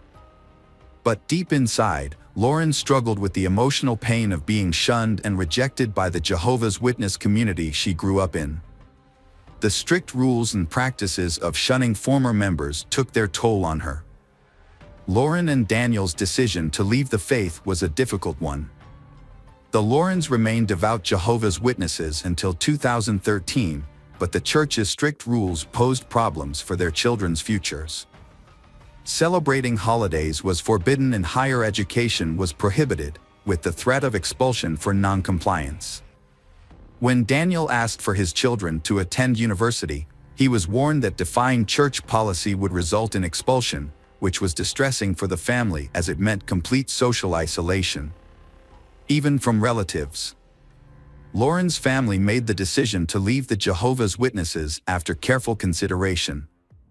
While the decision initially seemed right, they soon faced strong opposition from their community, which became unbearable, especially for Lauren. She found that even simple tasks like going shopping became difficult due to hostile looks and hurtful comments from former friends. Although these comments were not directed at her, they were said loudly enough for her to hear. Living in a small community of 3,300 residents, many of whom were Jehovah's Witnesses, Lauren's family faced a harsh reality, with prominent church members constantly reminding Lauren of her outcast status. The emotional stress eventually became too much to bear. Lauren turned to exercise to regain her health. She worked out regularly and made it her routine, which led to a dramatic change. Lauren became a fitness trainer and found success as a model. Despite being rejected by the church, Lauren appeared optimistic and confident to those around her. However, behind her pleasant exterior, Lauren was secretly struggling with chronic depression. She had been battling this condition for some time, and it had gotten worse since being ostracized by the church. As a result, Lauren often hid her true feelings behind a fake smile. Lauren's family was drowning in debt, on the brink of bankruptcy. Overwhelmed by the pressure of her own financial difficulties and emotional pain, Lauren devised a plan to solve all her problems at once. She began researching ways to end her life and videos on how to use a pistol. On February 15, 2018, Lauren left a heartbreaking note on the dining room table, meticulously cleaned the house, and sent messages to loved ones and Daniel's boss. And finally, Lauren flipped through all the family photos on her desk. Lauren texted her husband's boss at 9:24 a.m. saying that her husband Daniel had died in an accident and that she would provide more information later. However, she did not respond to her boss's subsequent messages. At 5:07 p.m. that same day, Lauren texted her cousin, saying that she was taking her family with her so they wouldn't have to suffer. She said that they would sleep until Christ was resurrected and hoped that her cousin would do better than her. Her cousin was frightened by the message and told Lauren not to harm herself or her family. Lauren had been suffering from mental health issues in recent months that her family had not known about. She had a gun and made the tragic decision to use it to kill her loved ones. Lauren's first victim was her husband, Daniel, 47, who was shot in the head while trying to escape from the basement where he was relaxing. Lauren used a pillow as a silencer to muffle the sound of the gunshot. After Daniel was shot, Lauren went upstairs to her daughter Bethany's sleeping room. Lauren shot her at point-blank range, instantly killing Bethany. Next, her son Stephen, who had his own house on the other side of town, Lauren tricked Stephen into coming to her house. When Stephen was busy with the task his mother had assigned him, his back turned, Lauren shot him at close range. The horror did not stop there. Lauren killed the family dog, placing its body in the bathtub. A neighbor heard these gunshots but thought someone was slamming the door. When the house became a cold morgue, Lauren meticulously cleaned it. Then Lauren used the gun to kill herself. Lauren's cousin, who had been trying to contact her, became concerned when she did not respond to their messages. The cousin decided to visit Lauren's home the following morning, February 16th, with a friend. When no one answered the door, they contacted the police. Upon arriving at the house, the police found the kitchen to be tidy and well organized, with a stocked refrigerator and handwritten labels on various items. A calendar was also hanging on the refrigerator. However, police discovered the family dog dead in the bathtub. This made police more cautious, initially fearing the possibility of an active shooter. As they continued to search the house, they found Stephen Stewart on the floor, shot while sitting on a chair in another room. In a bedroom, the police discovered Bethany's lifeless body, shot while she was asleep. A pillow had been used to muffle the sound of the gunshot, and the pillowcase showed signs of the shooting. The police also found Daniel Stewart's body on the basement floor in front of a couch, with his right hand still in his jeans pocket. Elsewhere in the house, Lauren was found at the foot of the stairs, with a pistol next to her and a gunshot wound between her eyes. 2 notes were discovered on the dining room table, one addressed to the medical examiner, the other a suicide note revealing Lauren's inner struggles. Lauren's note explained that she felt she had allowed evil into her heart by rejecting God's love. She believed that by killing her family, she could spare them from suffering. Through interviews with relatives, friends, and neighbors, it became clear that the couple had become reclusive after leaving the Jehovah's Witness church.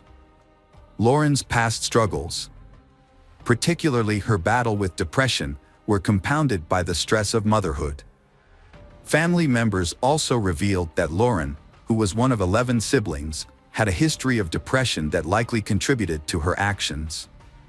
Lauren has become increasingly obsessed with her faith in recent years.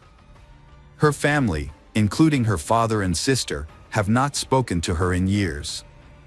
Lauren's mother died when she was 13. The tragic event has left a lasting impact on those close to the family. Joyce Taylor, a longtime friend, believes the murders were a direct result of the family's rejection by the Jehovah's Witnesses. Joyce Taylor and other former members reveal the harsh reality of leaving the faith. When someone leaves the Jehovah's Witnesses, they are often shunned by their own family members who remain in the church. This severe form of shunning can take a heavy emotional toll. According to Joyce Taylor, Lauren and Daniel's desire to give their children a college education conflicted with the church's teachings, which discourage such pursuits. This clash between their aspirations and the church's rigid doctrines ultimately led to a tragic outcome. The family was shunned in every way possible. As Joyce Taylor explained, when you're raised a Jehovah's Witness, the church controls many aspects of your life, including your friendships and associations. If you go against these rules, you risk being disfellowshipped or shunned. Joyce Taylor stormed into a Kingdom Hall meeting in Union Lake, seizing the opportunity to confront the congregation about a recent tragedy. She passionately criticized the gathering, her voice filled with a mix of anger and sorrow. 5 years ago, you withdrew your support from a small family, Joyce Taylor exclaimed. They had no one else to turn to, but you turned them away and shunned them. Why? Because they wanted to raise their children as they saw fit. Just 2 days ago, 4 people died because of your alienation, Joyce Taylor said.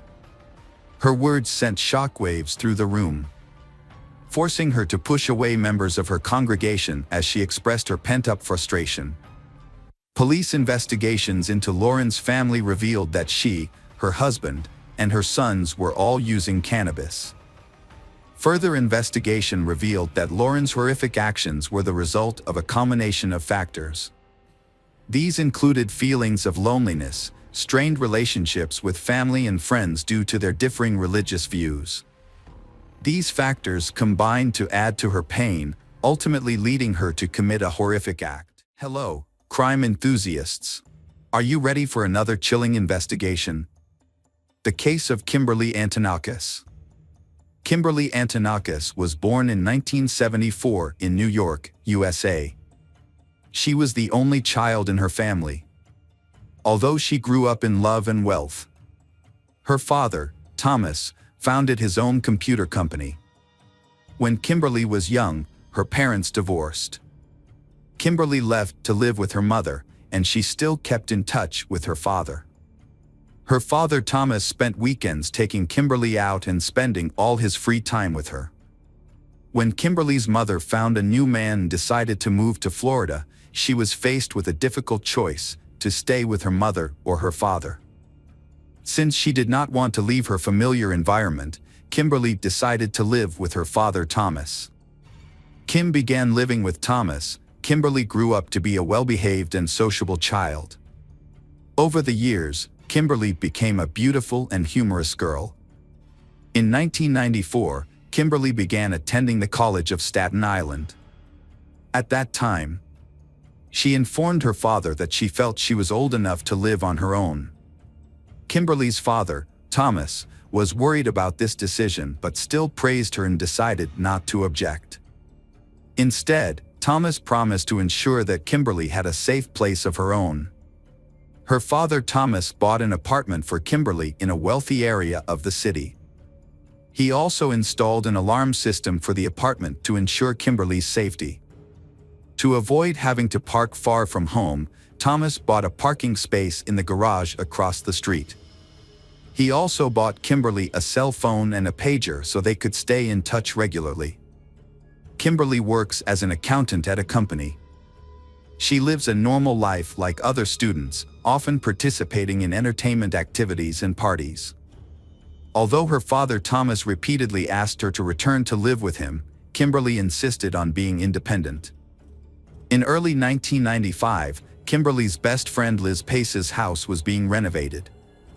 Liz, along with her boyfriend Joshua Torres and their young son, came to Kimberly's house to ask for temporary accommodation. Out of kindness, Kimberly agreed to let Liz Pace's family stay. One day, Kimberly and Liz decided to go to a party. They got their makeup done, their hair done, and their outfits picked out. Afterwards, they had a great time and danced at the party. When the party was over, Kimberly drove Liz home in her 1994 white Honda Accord. However, Kimberly did not go up to the apartment with Liz because she had unfinished business. The two girls hugged and said goodbye. Liz returned to the apartment first. The next morning, when Kimberly did not show up for work, her co-workers contacted her father, Thomas, to inform him that Kimberly had not shown up for work. Kimberly's absence was unusual because she was always on time. Thomas was also unable to reach his daughter on her cell phone, which made him feel worried and had a bad feeling. Thomas decided to contact Kimberly's friends. However, no one had any information about where she had gone after leaving the party early in the morning of March 1st. When Thomas did not hear from her friends, Thomas decided to go to the police to report the incident. The police thought that Kimberly might have stayed at a friend's house overnight and would return soon, so they advised him to wait at least 24 hours. However, Thomas was not satisfied. He decided to conduct an investigation himself to find Kimberly. After learning of Kimberly's disappearance, Kimberly's mother met with a psychic after being introduced by a friend. Upon seeing Kimberly's photo, the psychic said that she was alive, but very weak and dehydrated.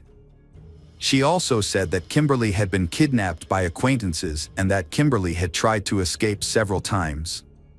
She added that the danger came from several people and that one of them had a name that started with the letter J, and that this person was apparently the leader of the gang. Thomas, Kimberly's father, went to the places his daughter frequented and talked to many people, but did not get any important information. Thomas went to Kimberly's apartment and garage to check.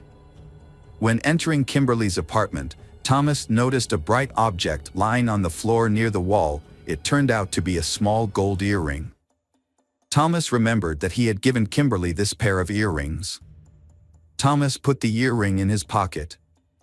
After checking, Kimberly was not in the apartment either. Thomas only met Kimberly's best friend Liz and her boyfriend Joshua Torres and their 2-year-old child. Thomas knew about Kimberly letting Liz's family stay temporarily. But Thomas did not support this decision.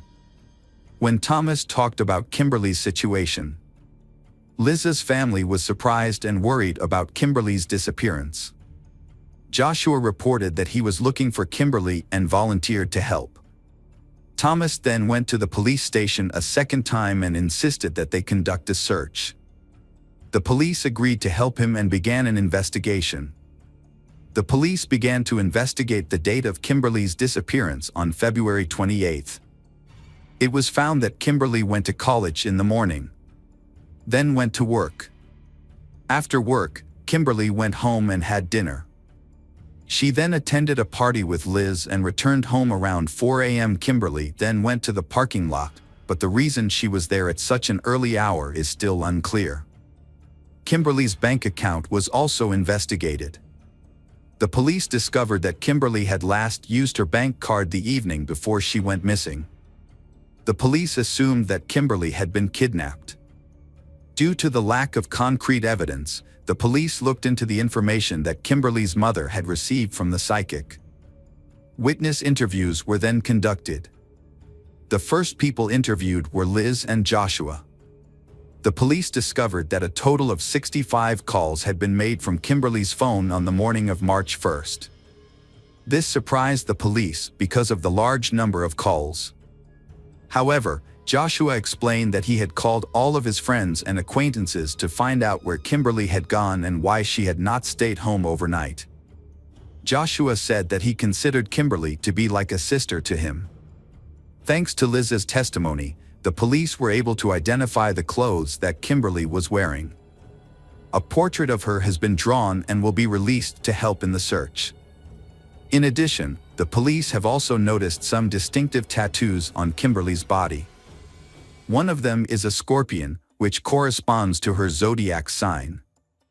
The other tattoo is located on her waist and represents the infinity sign in the form of two naked people parallel to each other.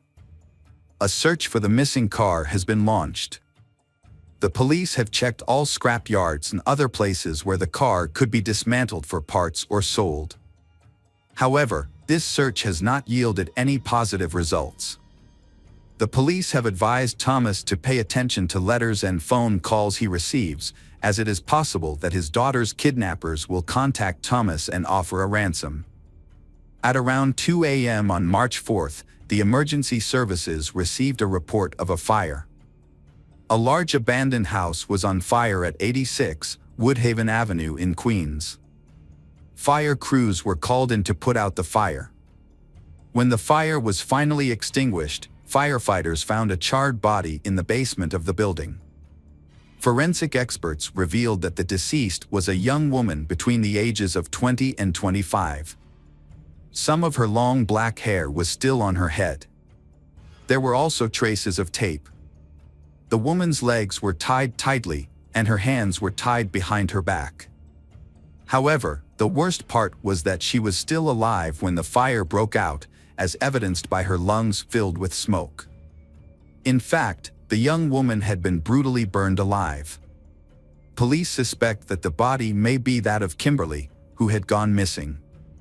However, dental records need to be examined to confirm the identity. At the same time, experts have also analyzed the ashes to determine the victim's identity.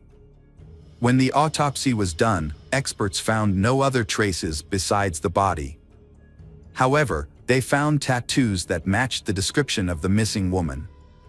Records from the dental clinic also confirmed that this was how Kimberly Antonakis' body was found. A witness to the fire reported that he often walked his dog. However, the pet had been behaving strangely every time it passed the house. After the fire and the discovery of the body, it was discovered what had attracted the dog's attention. Kimberly tried to free herself and call for help. The dog had heard sounds coming from the basement thanks to its sensitive hearing, while humans cannot perceive it. When the police questioned the homeowner, it turned out that he had put the house up for sale and had been monitoring its condition through letters and receipts. However, this man had not checked the basement, only the house from the outside. The police decided to question Joshua again because they still had many unanswered questions about him. Notably, they also noticed an interesting coincidence that his name started with the letter J. This time, Joshua revealed to them about a friend who had not been contacted on the day Kimberly went missing. It was a young Russian man nicknamed Psycho who had a romantic relationship with Kimberly. The police decided to verify the information about this person and learned that Psycho was a Russian citizen who moved to the United States as a child, and that he later joined a gang and repeatedly broke the law. Thus, a suspicious suspect appeared and was soon arrested. During the interrogation, Psycho said that he knew about Kimberly's death.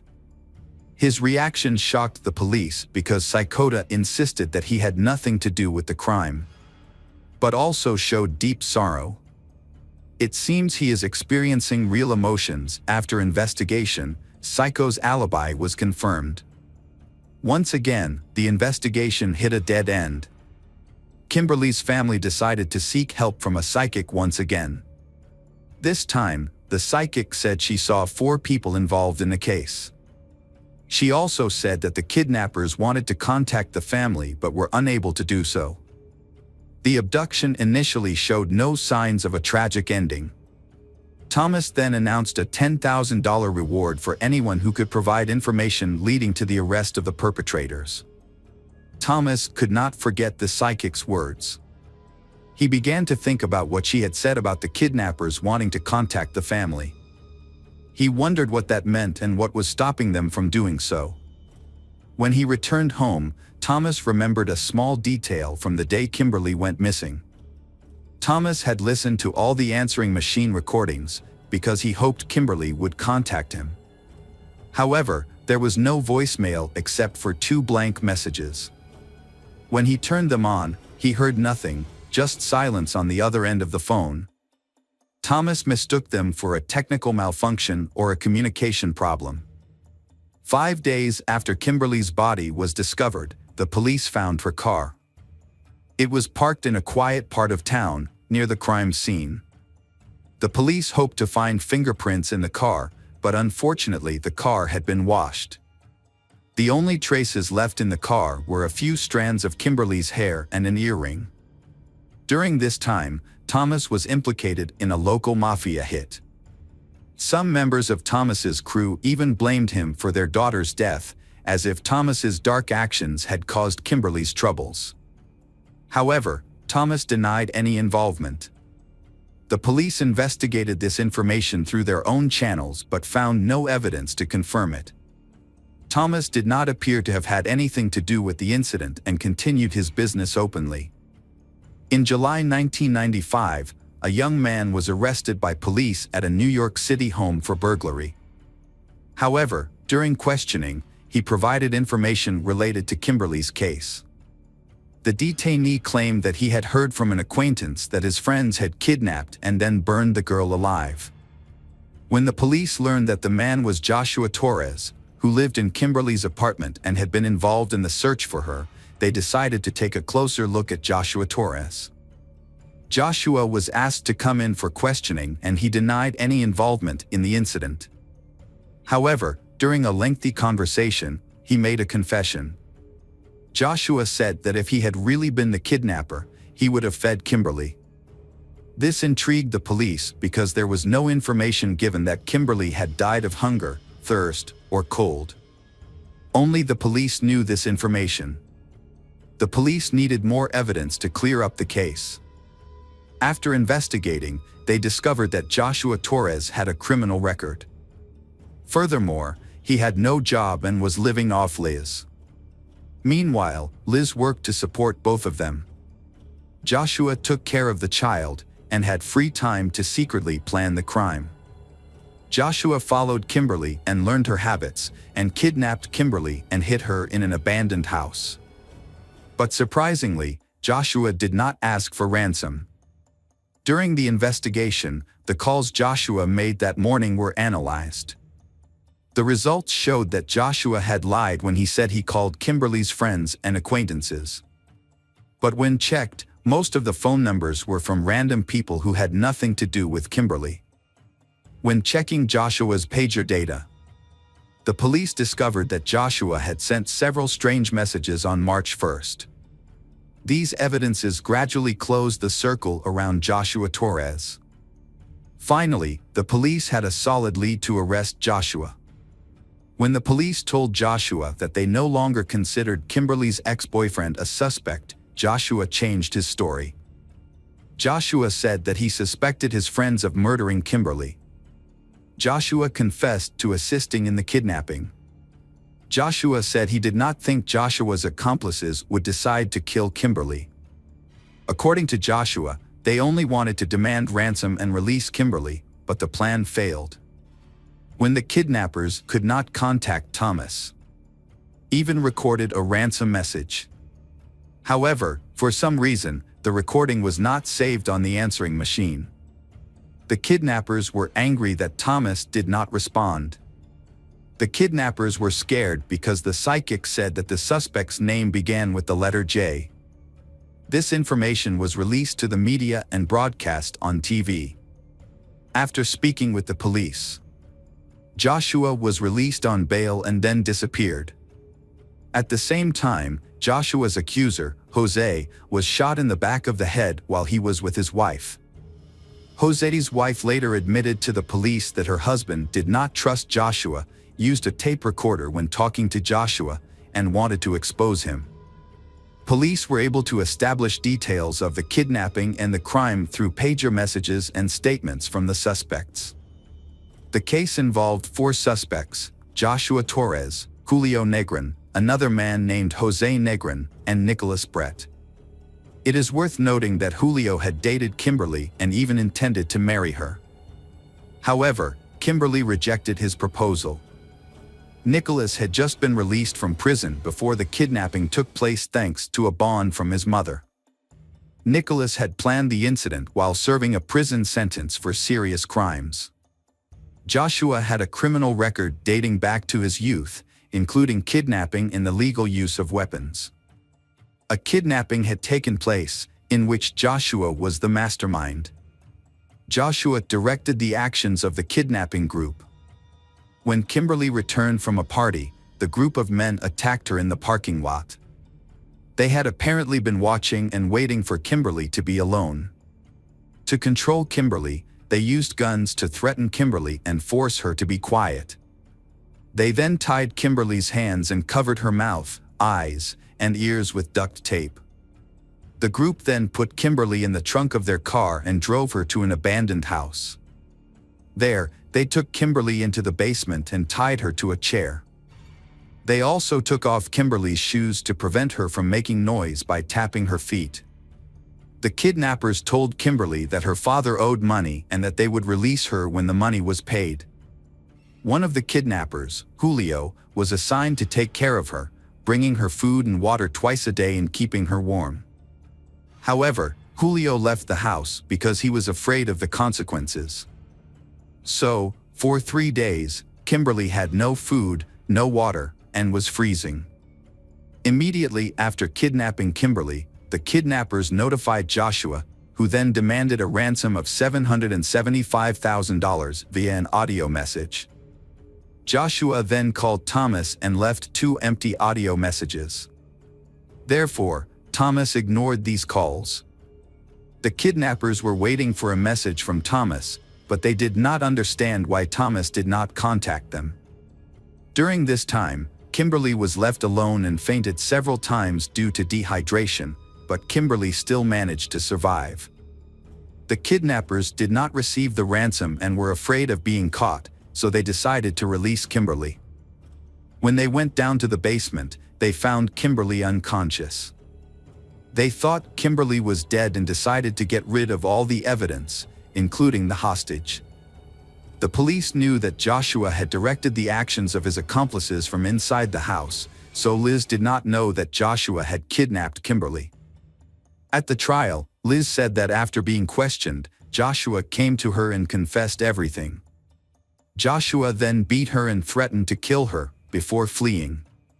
Some time after the massacre, the police investigated Jose. He was also suspected of being involved in Kimberly's murder, but there was no direct evidence. Therefore, the police decided to take statements from the kidnappers. When questioning Joshua, he denied all involvement in the case. However, Julio decided to cooperate and gave an honest statement about the incident. Information from Julio allowed Joshua's role in the case to be determined, and Joshua was charged with Kimberly's murder.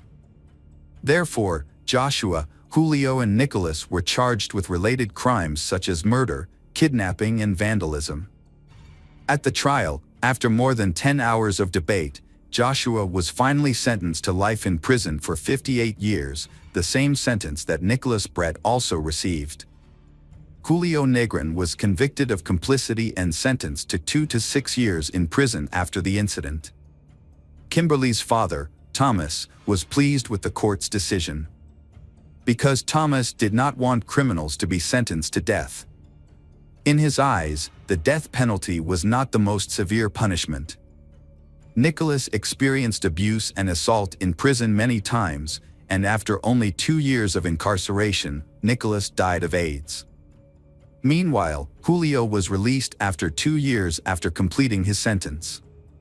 However, Joshua is still serving a longer sentence and cannot be released until 2053 at the earliest, if he is still alive at that time. In 2005, Thomas died of cancer. His family believes that Kimberly's death caused Thomas a lot of stress, and that cancer was part of that.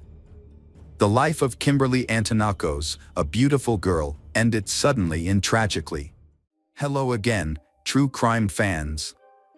We've got another mysterious case to explore. The case of Petit family. The Petit family was viewed as a model family due to their stable economic background and well-behaved children, earning them genuine admiration from those around them.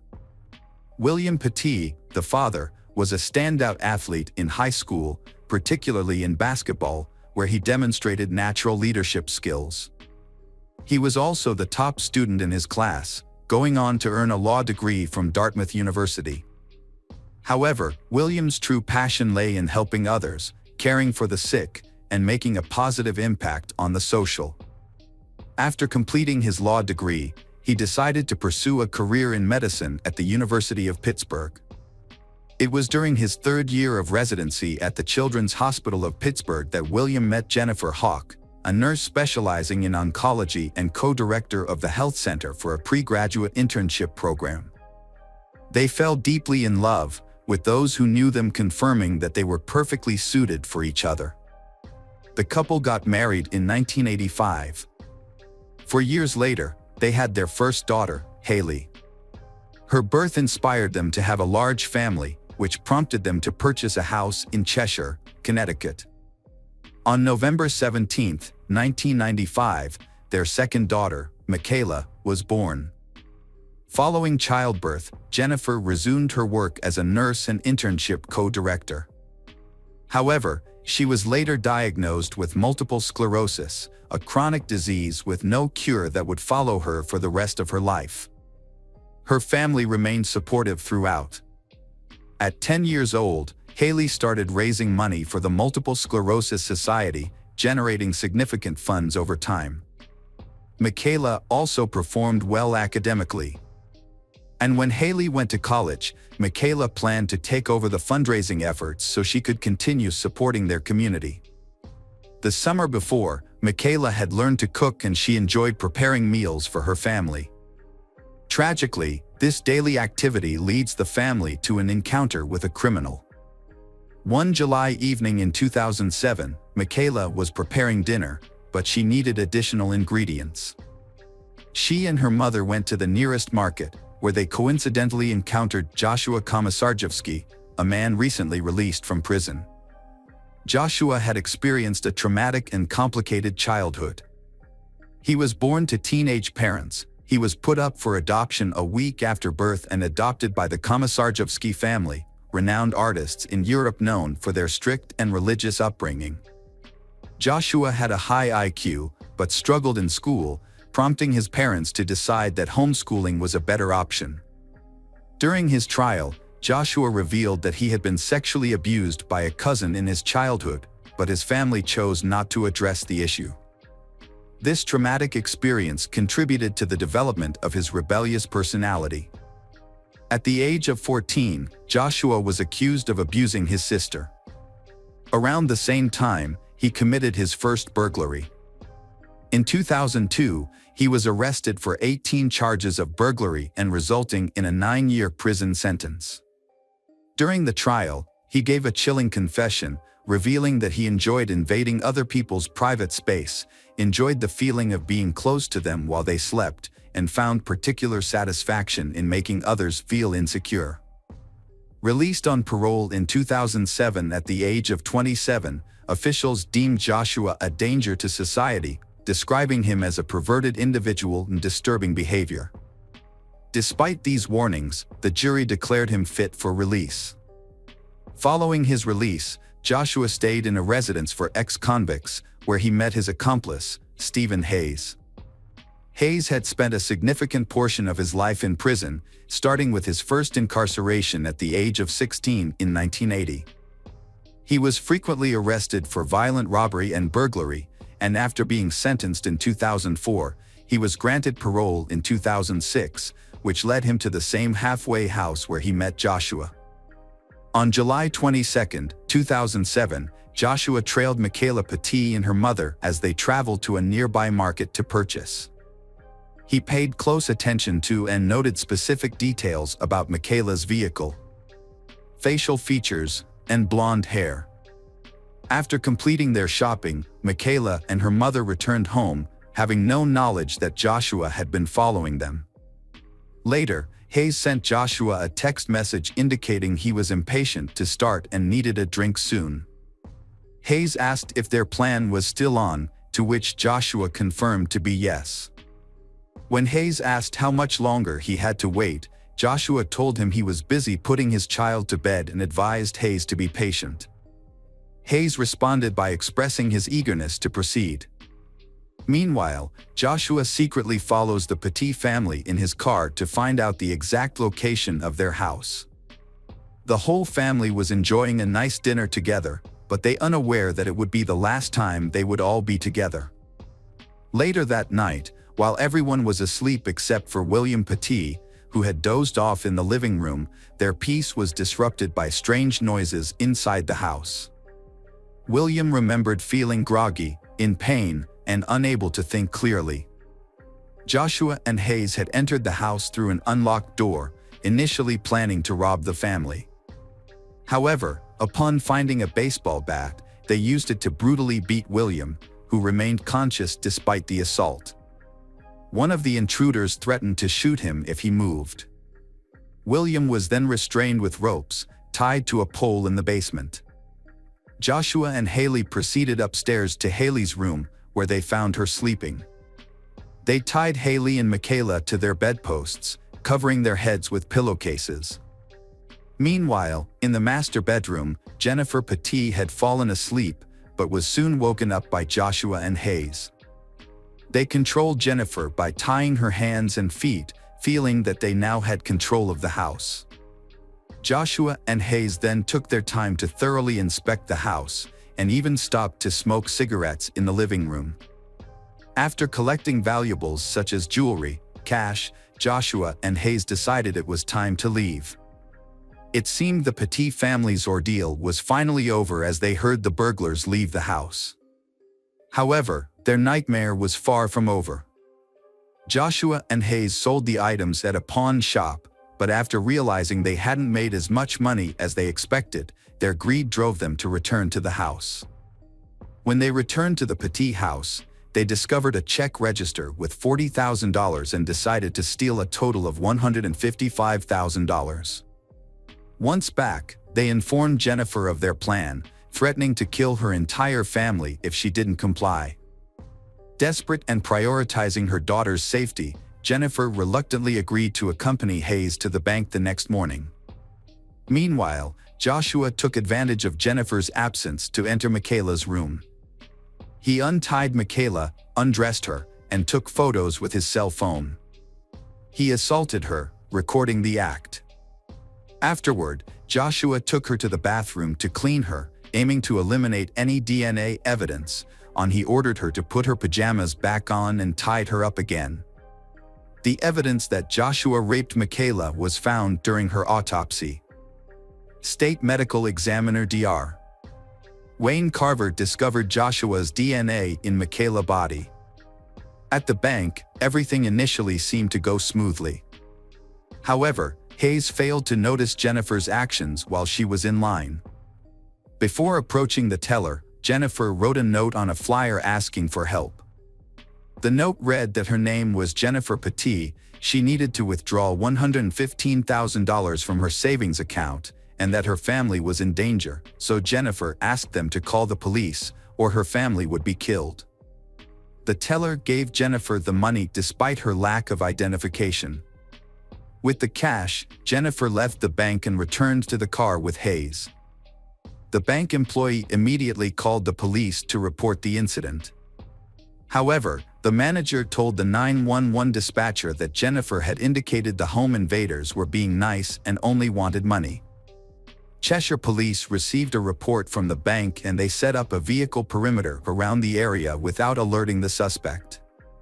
From a distance, the police observed the situation without intervening.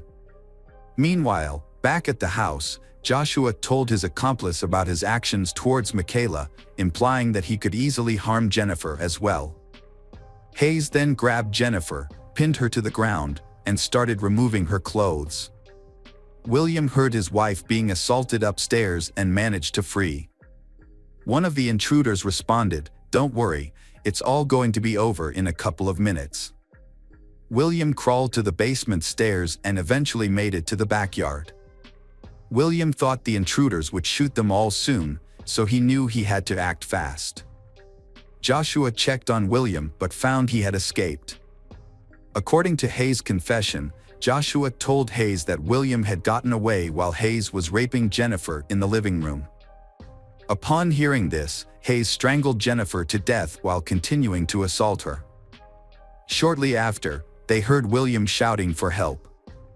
A neighbor, who initially didn't recognize William due to his injuries, immediately called 911. Realizing the police would arrive soon, Joshua and Hayes tried to eliminate evidence. Hayes and Joshua doused Jennifer's lifeless body, various parts of the house including Michele and Haley's bedroom, and also Michele and Haley themselves with gasoline. Hayes and Joshua started a fire at the scene, unaware that the police had blocked off the area just a few miles away. Within 5 minutes, they collided with a police vehicle and were surrounded by officers. The two perpetrators, Joshua and Hayes, who were later identified as ex-convicts, were pulled from their vehicle and arrested. Meanwhile, the fire at the house was spreading rapidly. An ambulance arrived and took William Petit, was seriously injured, to the nearest hospital. Firefighters soon followed and attempted to put out the blaze. Once the fire was extinguished, they discovered a horrific scene inside the house. The first body they found was Jennifer's, which was badly charred and had rope around her ankles. On the second floor, they found Michele tied to her bed. Her body completely consumed by the fire. In a desperate bid to escape, Haley had managed to break free restraints but collapsed just a few meters away due to smoke inhalation.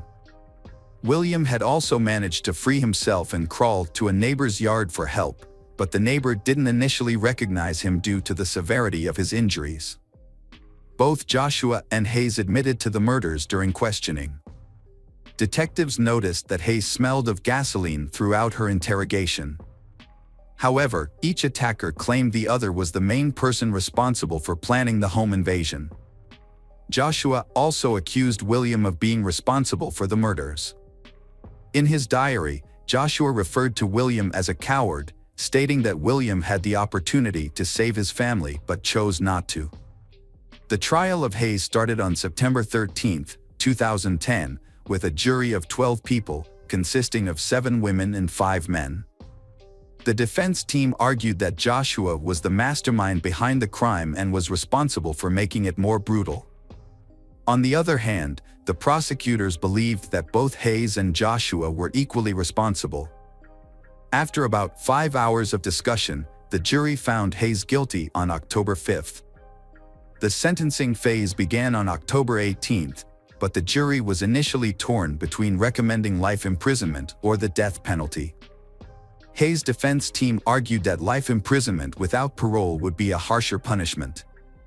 However, on November 8th, the jury decided to recommend the death sentence for Hayes.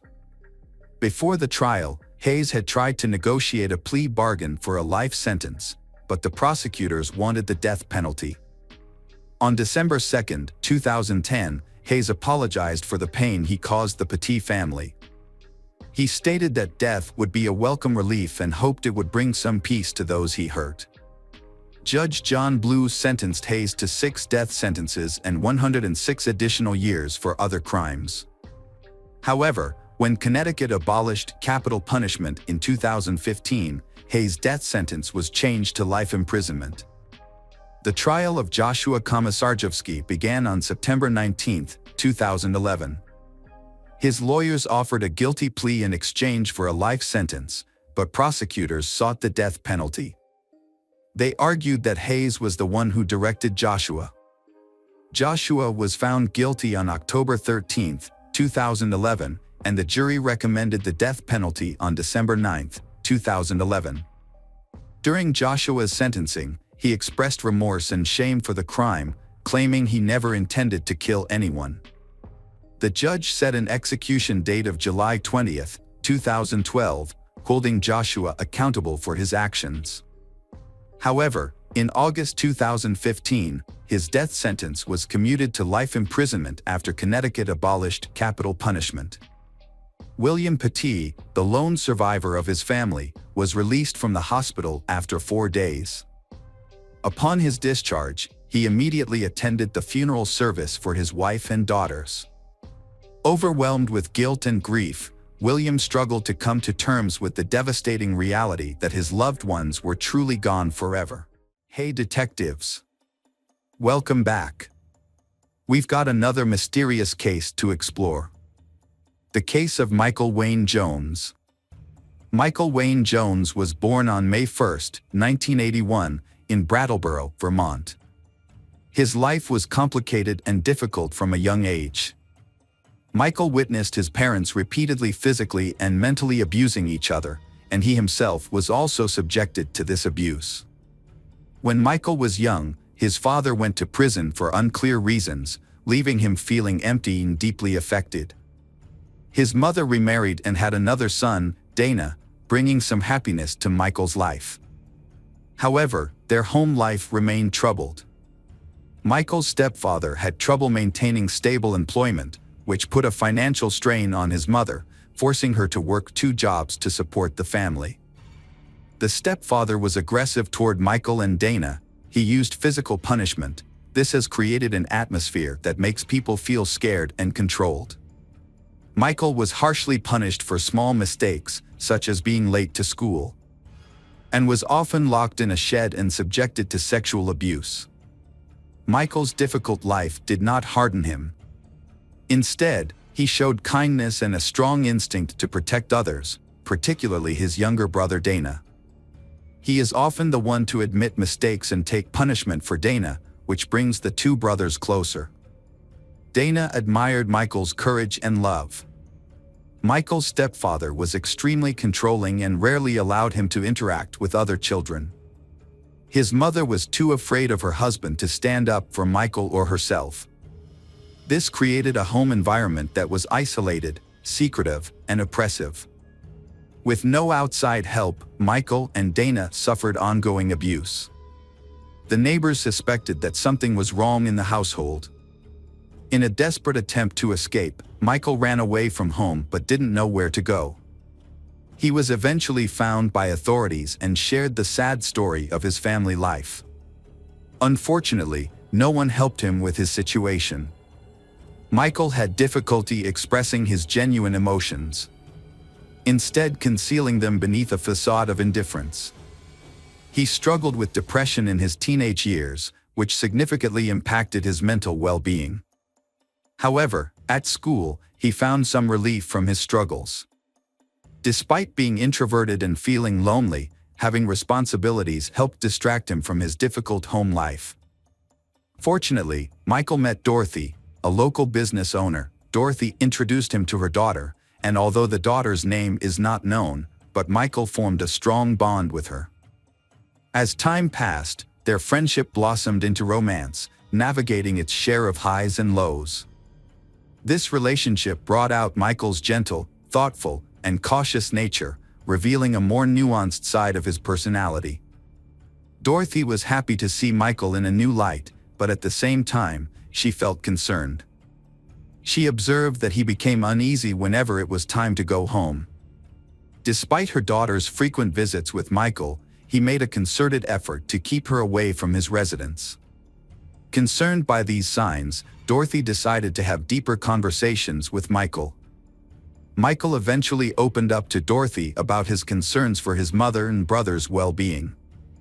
This enabled Dorothy to recognize the emotional burden and suffering that Michael was experiencing. After finishing high school, Michael enlisted in the United States Navy, which marked the start of a new chapter in his life. The Navy instills in him a sense of direction and purpose within a highly organized environment.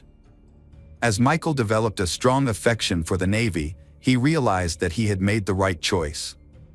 His newfound sense of happiness is largely due to his close relationship with his teammates. Although he would occasionally drink, Michael was always responsible and showed up for work, proving to be a calm and composed individual. During this time, Michael was dating a colleague. However, he quickly realized that the relationship was unhealthy when she became violent towards him. This brought back painful memories of his childhood. As his depression worsened, he realized he needed to end the relationship. Following the breakup, Michael dedicated himself to furthering his career. He pursued specialized training in combat medical care, which ultimately led to his appointment as a medic in the Marine Corps. Afterward, Michael met Sarah, and they fell deeply in love, eventually getting married. After getting married, Michael resigned from the Marines so he could devote his time to supporting his wife. Sarah had a positive impact on Michael's life, encouraging him to make good choices. Together, they had 3 children, and Michael was determined to be a devoted father, providing them with the best possible upbringing. In their relationship, Sarah often took the lead in decision-making, but Michael was always supportive of her choices. In 2011, Sarah found a job in Orange County, Central Florida, and the family moved there. She worked at the Mount Dora Animal Hospital, which was managed by Bo Delaporte. After Michael had difficulty finding a job, Sarah convinced Delaporte to take him on. She also emphasized the experience Michael had gained from his previous job. Michael quickly settled into his new role and showed outstanding commitment.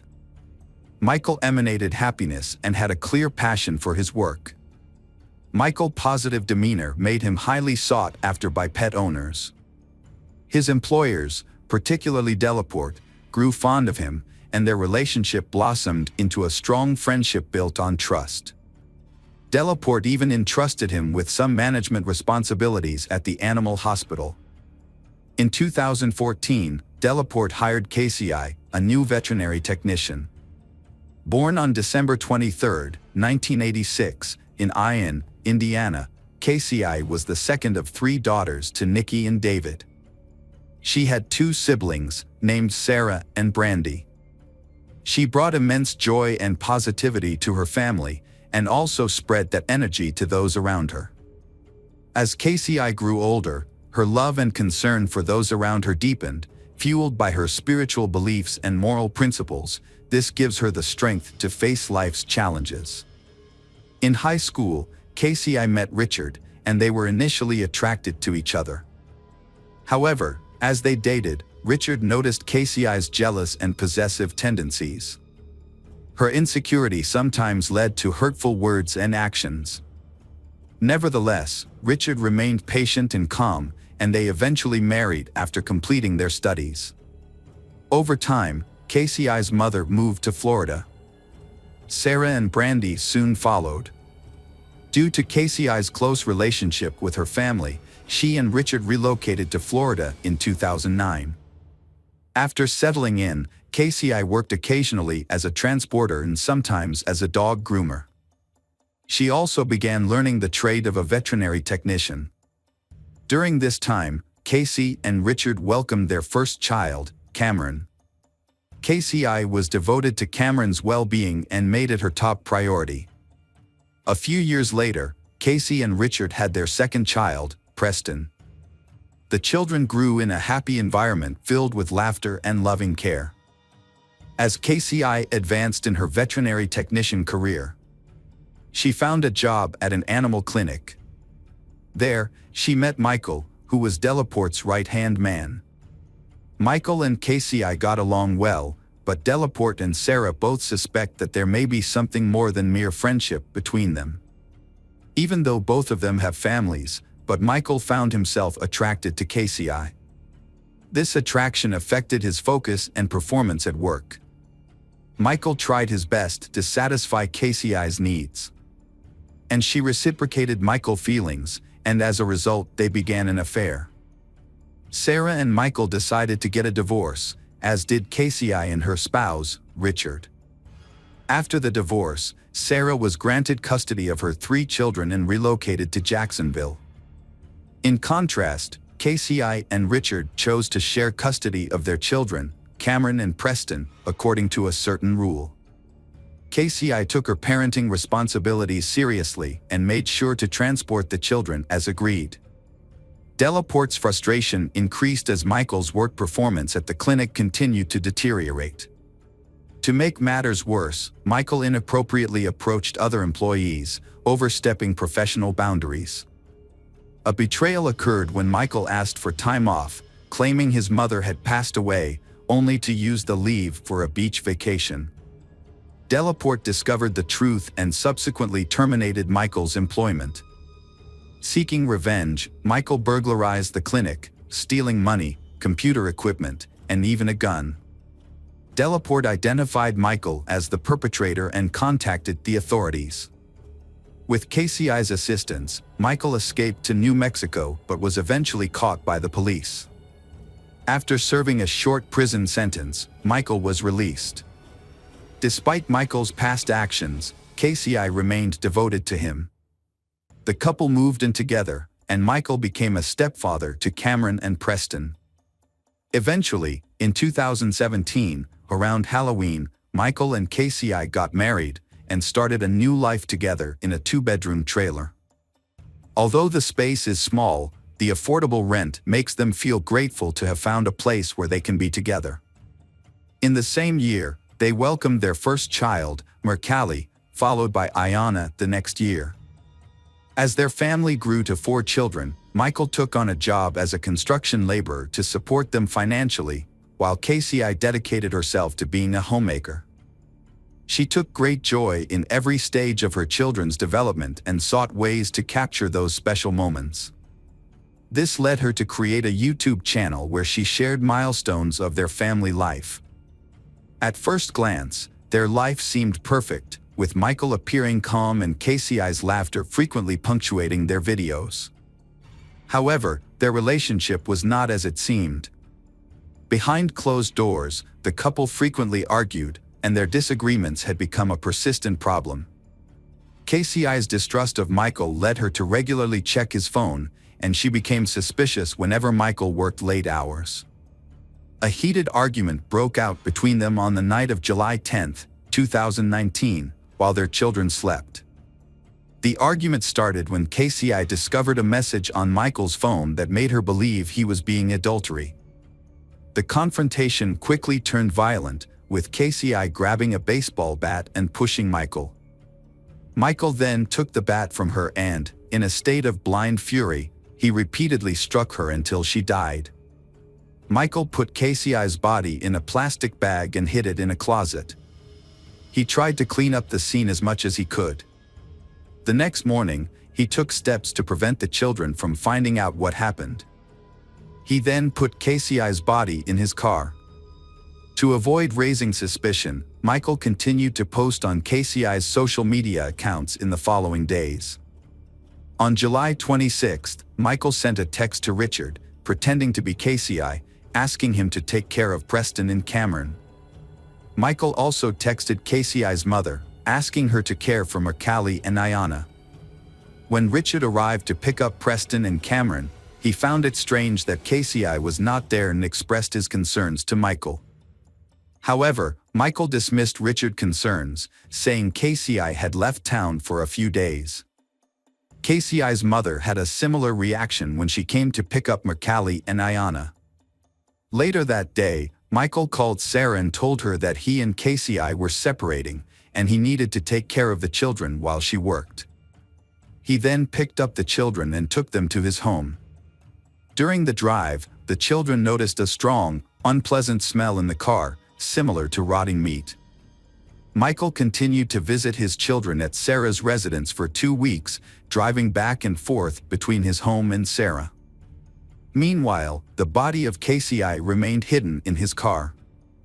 As the days went by without hearing from her daughter, KCI's mother grew increasingly worried. On August 10th, Richard returned Cameron and Preston to Michael.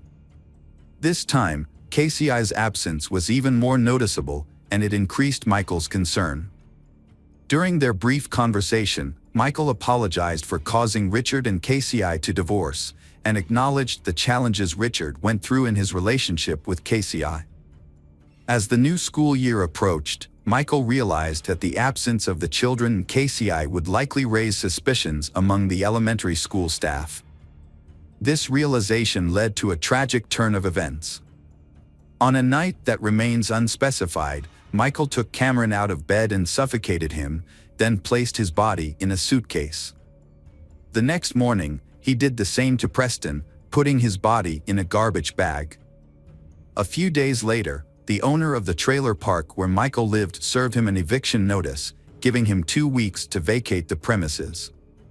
Amidst this dire situation, Michael went to pick up Michele and Ayanna. When KCI's mother saw Michael again without KCI, she became overwhelmed with anxiety and had a nervous breakdown. Her mind was consumed by a single question: where was her daughter? Michael was driving with his daughters, Michele and Ayanna, when he was suddenly overcome with guilt. He felt trapped and decided to turn himself in at the police station. However, when he reached the door, he changed his mind and turned back home. Upon returning, he filled the bathtub with water and tragically drowned his daughters. After their deaths, he placed their bodies in a plastic container. As Hurricane Orion approached Florida in early September, a state of emergency was declared, prompting many people to seek shelter.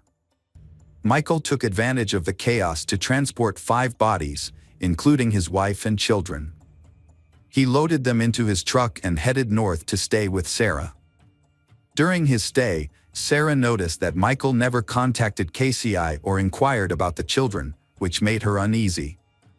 However, she chose not to ask questions due to her awareness of the marital issues.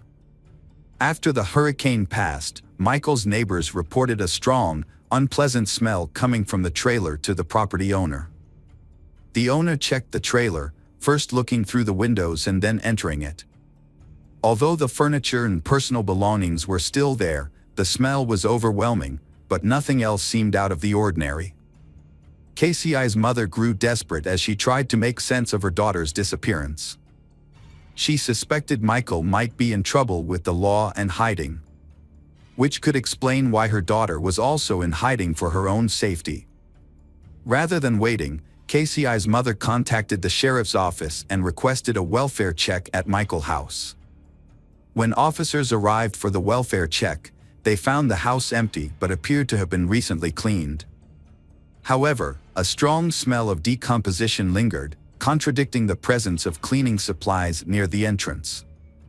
Before the officers could investigate further, the property owner arrived and asked them to leave. Meanwhile, with the bodies still in his vehicle, Michael drove out of state into Georgia. He stopped near a wooded area and disposed of the bodies of Cameron, Preston, Michele, and Ayanna. As he continued driving and checked his GPS, Michael lost control of the vehicle and crashed. Although Michael escaped without injury, the vehicle was severely damaged. The police quickly arrived at the scene of the accident and were immediately hit with the strong, terrible odor coming from the wrecked truck. They find a suitcase in Michael's truck, and when they open it, they discovered KCI's gruesome body. Michael broke down and confessed to his heinous crimes on the roadside. He also revealed the location of the children, leading to his immediate arrest. KCI's family was devastated by the news, feeling as though their world had shattered.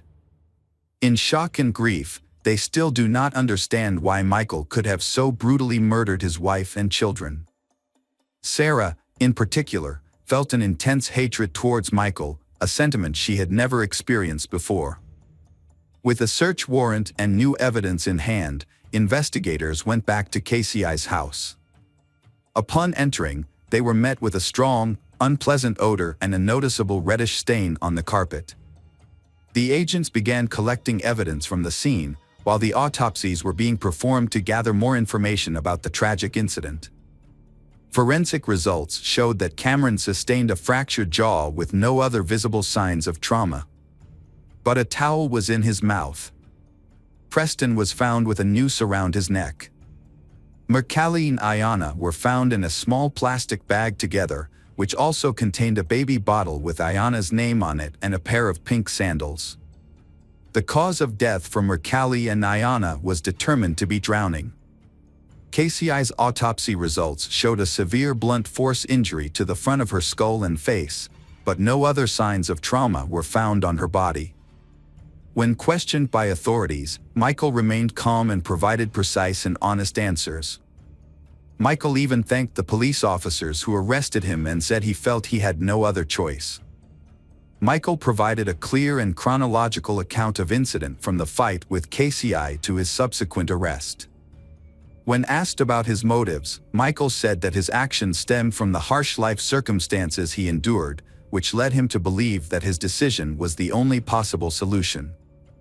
The tragedy profoundly affected everyone involved, but it was particularly shattering for Sarah. She found it extremely difficult to accept that her children had been exposed to and had lived with someone like Michael. As a result, Sarah struggled with mental health issues after learning the truth. Michael was subsequently charged with second-degree murder for KCI's death and 4 counts of first-degree premeditated murder for the deaths of the children. Michael pleaded guilty to the charges, bypassing a trial and moving directly to the sentencing phase. A 12-person jury then had to decide between 2 sentences, life imprisonment or the death penalty. The defense strategy focused on Michael's difficult childhood and mental health issues, highlighting various psychological disorders that may justify a reduced sentence. However, state prosecutors argued that the extreme brutality of the case worthy a death penalty. In January 2023, the jury unanimously recommended the death penalty, as required by state law. After a brief 99-minute hearing, the judge formally sentenced Michael to death. He also received a separate sentence of life imprisonment without parole for the murder of KCI. Michael's lawyer quickly filed an appeal following the sentencing. However, on April 28, 2023, the judge rejected the appeal and confirmed the original sentence. Prosecutors were pleased that justice had been achieved for KCI's family. Michael is still in prison, awaiting his scheduled execution. Hello, crime enthusiasts, are you ready for another chilling investigation? The case of Sherry Papini. Keith Papini and Sherry first met in junior high, when he was in 7th grade and she was in 8th grade. Their friendship quickly blossomed and they remained close throughout their teenage years. However, over time, they lost contact with each other and went separate ways. Sherry eventually moved on and married another man in 2006, but their marriage was short-lived, lasting only 2 years. After her divorce, Sherry found herself single once again. Unbeknownst to her, a chance encounter with Keith was on the horizon, and their reunion would rekindle the spark they had long ago. This unexpected reunion revealed the growth and maturity that time apart had brought them. They discovered how much they had missed each other and decided to give their relationship a second chance. As they started dating, their connection grew stronger with each passing day. Within a year of reuniting, Keith and Sherry realized they were meant to be together. In 2009, they got married and had 2 children and lived in Reading, California. To care for her children, Sherry left her job in telecommunications, and Keith continued working at Best Buy as a member of the Geek Squad. Keith and Sherry Papini had what seemed like the perfect life to those around them. However, their seemingly idyllic life took a drastic turn on November 2, 2016, when Keith returned home from work to find his wife, Sherry, missing. Normally, Sherry was at home when Keith arrived, but she was nowhere to be found this time. Keith initially thought Sherry might have gone for a walk, but as the minutes ticked by with no sign of her return, his concern grew. He decided to call their children's daycare center to see if Sherry had picked up the kids. To his surprise and concern, the school secretary told him that Sherry had not been there. Keith then decided to track Sherry's phone using the Find My iPhone app. The app showed that her phone was located at the end of their driveway. Keith immediately ran outside and began searching. To his dismay, he found Sherry's phone lying on the ground, along with her headphones. What's more, he discovered strands of hair tangled in the headphones. Distraught, Keith quickly contacted the Shasta County Sheriff's Office. The sheriff's office acted quickly and treated Sherry's disappearance as a serious matter from the very beginning, they bringing in the FBI to assist with the investigation. Keith is determined to find his wife and bring her home safely. To achieve this, he has asked for the public's assistance. Keith contacted the media to help spread the word about Sherry's disappearance, they sharing her story by covering every detail of her case. As a result, the public became deeply interested in Sherry's disappearance, largely due to her striking appearance and the seemingly ideal life she led. As the story gained media attention, the Shasta County Sheriff's Office started receiving numerous tips from the public. However, these information do not assist in finding Sherry. In their investigation, police examined Sherry's phone for clues. Upon reviewing the phone's contents, investigators found a heated text message exchange between Sherry and Keith from a few months earlier. This discovery raised suspicions about Keith's involvement in Sherry's disappearance. Despite these concerns, Keith cooperated with the police investigation and even volunteered to take a polygraph test to clear his name. The test results showed that Keith was telling the truth. Aside from the text message exchange between Keith and Sherry, investigators found several messages on Sherry's phone from men using fake female names. Further examination suggested that Sherry was preparing to leave Keith. On November 10, 2016, the police located one of these men and questioned him about Sherry's location. He reported meeting Sherry 5 years prior at a restaurant during a work event. Although he claimed to have no knowledge of her whereabouts, he did offer some insight into her marriage to Keith. He shared that she had confided in him about her fear of her husband, Keith, due to his violent behavior. He claimed Keith often confined Sherry to their home. The police opened an investigation into Keith's behavior to verify these allegations. However, after questioning friends and neighbors, they found no concrete evidence supporting Keith's portrayal as a violent person. Friends of the couple shared a different perspective. They described Sherry as attention-seeking and has a tendency to overreact. This new information led the police to consider that Sherry might have exaggerated or fabricated about being abused by her husband. On Thanksgiving morning, just days after Sherry went missing, police received a call for help at 4:32 a.m. The caller reported a woman on the side of I-5 who seemed to need assistance. Officers quickly are present to the scene and found a woman bound by chains and zip ties. Due to her disheveled state, it took a moment for them to identify the woman as Sherry. The officers were relieved to find Sherry alive. They carefully removed her chains and zip ties to ensure her safety.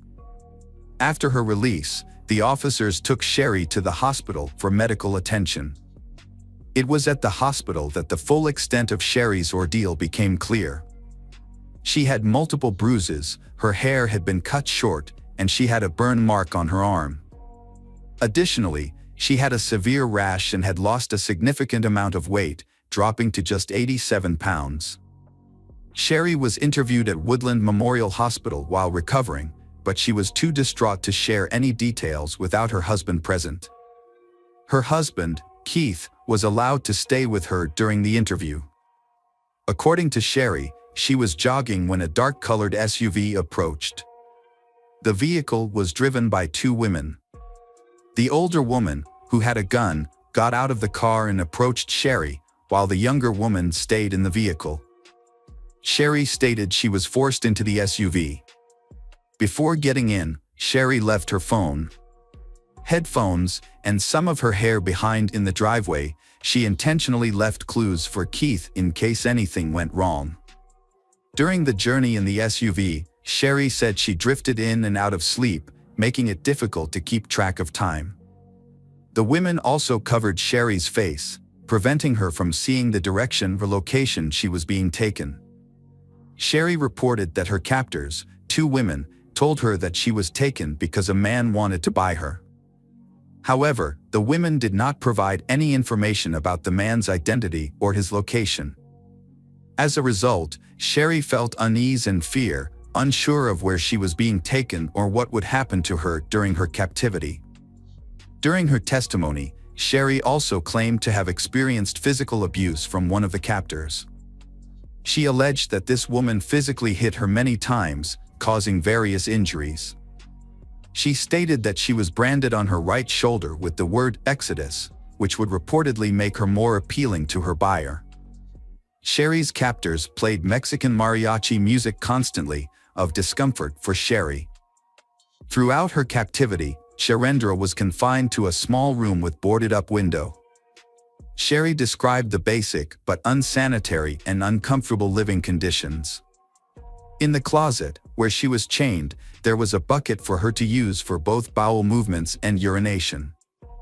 Approximately 3 weeks after being in captivity, Sherry heard the sound of a gunshot.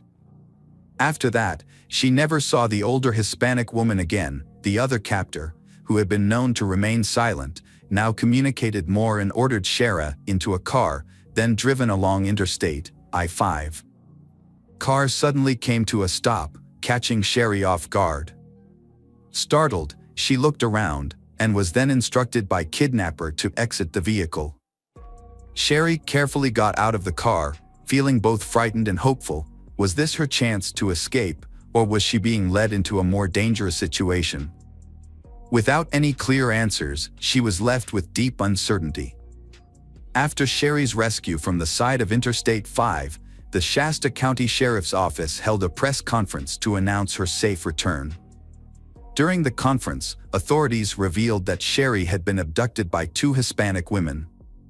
Unfortunately, this has sparked a wave of racism against Hispanics. In the aftermath of her abduction, Sherry began attending therapy sessions to cope with her ordeal.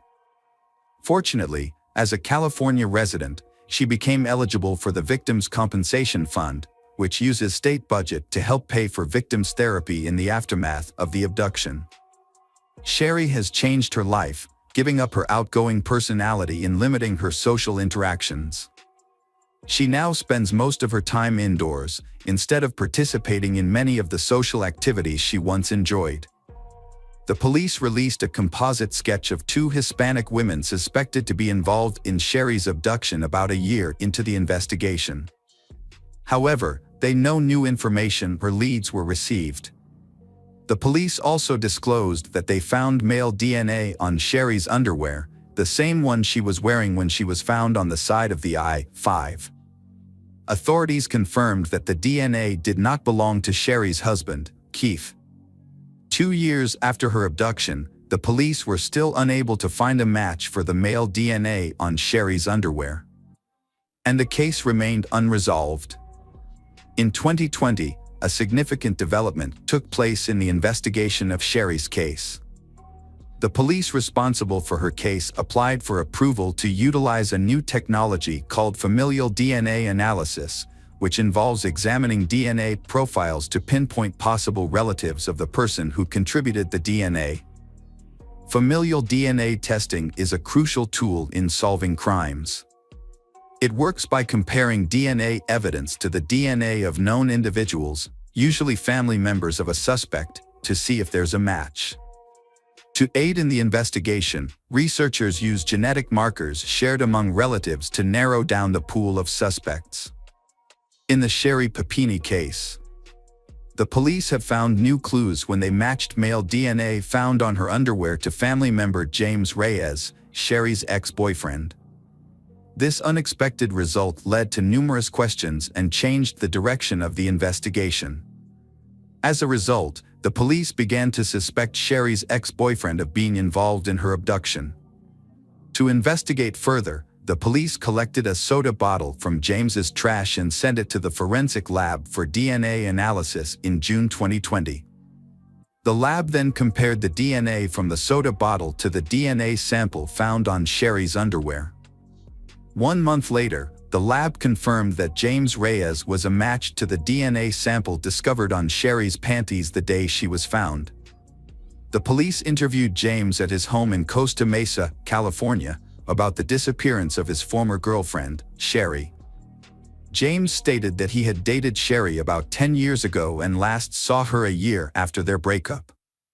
When asked if he was involved in her kidnapping, James initially denied any involvement. However, as the interview progressed, James revealed that he was still close friends with Sherry. He said he was involved in Sherry's disappearance but didn't kidnap her. Instead, he just helped her. According to James, Sherry had contacted him about escaping her abusive husband, Keith. To help her, James arranged for a car, which was rented by one of his friends on November 2, 2016. James used that vehicle to pick up Sherry the next day. Sherry stayed in the back seat of the car during the long drive to James' house in Costa Mesa, lying down the entire time. Once they arrived, Sherry isolated herself in the bedroom for the remainder of her stay. James continued with his daily routine, while Sherry occasionally helped out by cleaning and cooking. During her stay, Sherry started dieting to lose weight. She also asked James to help her harm herself on purpose. Her requests included creating bruises by hitting herself. Sherry asked James to hit her knee with a hockey puck. At first, James was hesitant, but he eventually agreed to her requests. Furthermore, James stated that Sherry asked him to brand the word Exodus onto her right shoulder using a wood-burning tool from Hobby Lobby. James admitted to complying with this request as well. Eventually, Sherry informed James that she had decided to leave his house. Before departing, she requested that James obtain chains and zip ties. Sherry then instructed James drove her back to Redding, California. During the drive, Sherry ordered James to pull over, and he complied. She immediately exited the vehicle, and James drove away. When questioned by the police, James claimed he had no knowledge of the incident Sherry described, involving 2 Hispanic women. However, when the police visited James's house, they were startled by what they found. The layout of several rooms matched the descriptions Sherry had provided, including James' bedroom and closet, which exactly matched a drawing Sherry had created for the police. Several days later, the police met with Sherry and Keith at the police station. During the interview, the police had evidence that suggested Sherry had faked her own kidnapping, and they were prepared to confront her about it. Before revealing the truth, they asked Sherry if she wanted her husband Keith to leave the room. However, Sherry remained silent. The police decided to leave Sherry and Keith alone for a few minutes. During this time, Sherry shared a secret with Keith. Sherry told her husband that she didn't want the police to find the Hispanic woman who kidnapped her because she felt grateful to the woman for letting her go. As a result, she had no intention of pressing charges against the woman. Keith listened to his wife's explanation but became concerned and scared as her words made no sense to him. He pointed out that even if Sherry chose not to press charges, the woman would still face consequences for her actions. The police then re-entered the room and shared a crucial piece of information. They had obtained a DNA match for the male DNA found on Sherry's clothing. That DNA belongs to James Reyes, his wife's ex-boyfriend. Then, the police informed Sherry and Keith that James had passed a polygraph test, suggesting James was telling the truth. The police believed that Sherry might have faked her abduction, and they claimed to have gathered evidence supporting James' version of what happened. According to the police, they also told Sherry that they had discovered information that suggested her weight loss during her disappearance was intentional. Additionally, they believed the rash on her arms could have been caused by the cleaning products she used at James's home. The investigation into Sherry's kidnapping progressed when police discovered that she had staged the incident. The police found evidence that James had indeed inflicted the injuries on Sherry on her own accord, contradicting her claim that she hadn't seen him since their breakup years ago.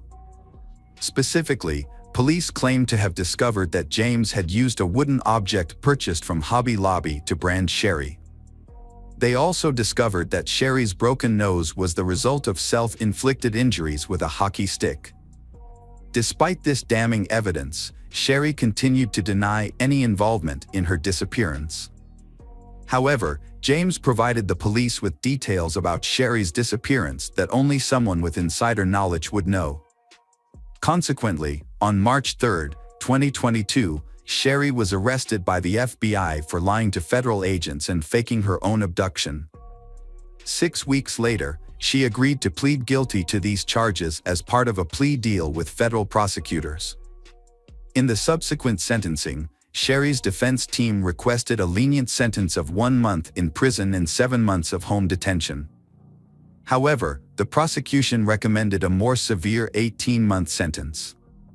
Ultimately, the court sentenced Sherry to 18 months in prison and ordered her to pay a $300,000 fine in September 2022, accepting the prosecution's recommendation. During her sentencing, the judge described she as manipulative and dishonest. At the sentencing hearing, Sherry apologized to those who had been affected by her actions and acknowledged her guilt. She took responsibility for her dishonesty and the harm it had caused to herself and others. Sherry was released from prison in August 2023 and placed in a halfway house. Her relationship with Keith ended on the day of her arrest in March 2022, when Keith learned the truth about her actions. Shortly after Sherry's guilty plea, Keith filed for divorce and sought full custody of their children. Hi everyone, thanks for returning. Let's unravel another perplexing mystery. The case of Tara Baker. Tara Louise Baker was born on January 20, 1977, in East Point, Georgia. Her parents got divorced when she was a child, and her mother later married again. Tara had 2 younger brothers and a younger sister, making her the eldest of 4 siblings. From an early age, Tara showed a strong interest in the law and aspired to be a lawyer or judge. She demonstrated this by conducting mock trials with her stuffed animals, creating contracts with family members, and she also writing letters to politicians. She even wrote to the President of the United States once to complain about his speech interrupting her favorite TV show. After graduating from high school, Tara attended Georgia College, where she earned 2 bachelor's degrees in just 3 years, graduating early. She then enrolled at the University of Georgia in 1999 to pursue further education. The university, located in Athens, was one of the top law schools in the country and was conveniently close to her parents' home. Just a few hours away. Because not wanting to live in a dorm again, Tara opted for off-campus housing. She rented a room in a house that was divided into 3 separate rooms, sharing the space with 2 other university students, one of whom was a familiar face from her college days. Tara was employed at a respected law firm in downtown Athens, which enabled her to pay her living expenses and gain valuable work experience in her chosen field. In January 2001, at the age of 23 and in her second year of studies, Tara spent a significant amount of time at the university library. The evening of January 18th followed this pattern. She and a friend went to the library, where they studied for several hours. Around 7:30 p.m., her friend left for home, but Tara chose to stay longer. At about 9:46 p.m., Tara called her friend to check that she had arrived home safely and mentioned her intention to leave the library in a few minutes. The next day, Virginia Baker, Tara's mother, got a phone call. The caller claimed to be a detective and asked if Tara had ever been arrested, explaining they needed her fingerprints. Virginia initially thought it was a prank call and hung up. But then she called the Athens police station to verify. They confirmed the caller was a real detective and told her there had been a fire at Tara's house. Virginia, still confused, asked to speak to Tara. The detective said they couldn't locate her and had found an unidentified body in the house, which is why they needed Tara's fingerprints. At the crime scene, investigators searched for evidence, but the room was badly damaged from the fire and water. It was later discovered that some items that survived the fire were not checked for fingerprints. Tara's laptop was missing from her room, which was unusual since it was a bulky item and other valuables were left untouched. This raised suspicions that the motive might not have been a robbery gone wrong. With no signs of forced entry, investigators suspected that Tara may have known her killer and let them in. The detective provided more information, stating that only one of Tara's roommates had been located so far, and that person was not at home when the fire occurred. However, the other roommate and Tara herself remained unaccounted for, leading investigators to suspect that the unidentified body might be one of them. When Virginia asked the detective to describe the room where the body was discovered, the response left her stunned. The detective explained that the room was packed with antique items, which was consistent with Tara's long-standing hobby of collecting such things. Tara's family rushed to Athens, hoping that the situation was a misunderstanding and that Tara was safe. Upon arrival at the police station, they were left waiting for hours without receiving any updates. Eventually, a detective met with them and delivered devastating news. The body found in the house was Tara's, and she had been murdered, not a victim of the fire. The detective, claiming exhaustion, declined to answer their questions at that time. However, before departing, he revealed that Tara had unknowingly left behind a crucial piece of evidence, fragments of the perpetrator's skin under her fingernails, which could potentially aid in identifying the killer.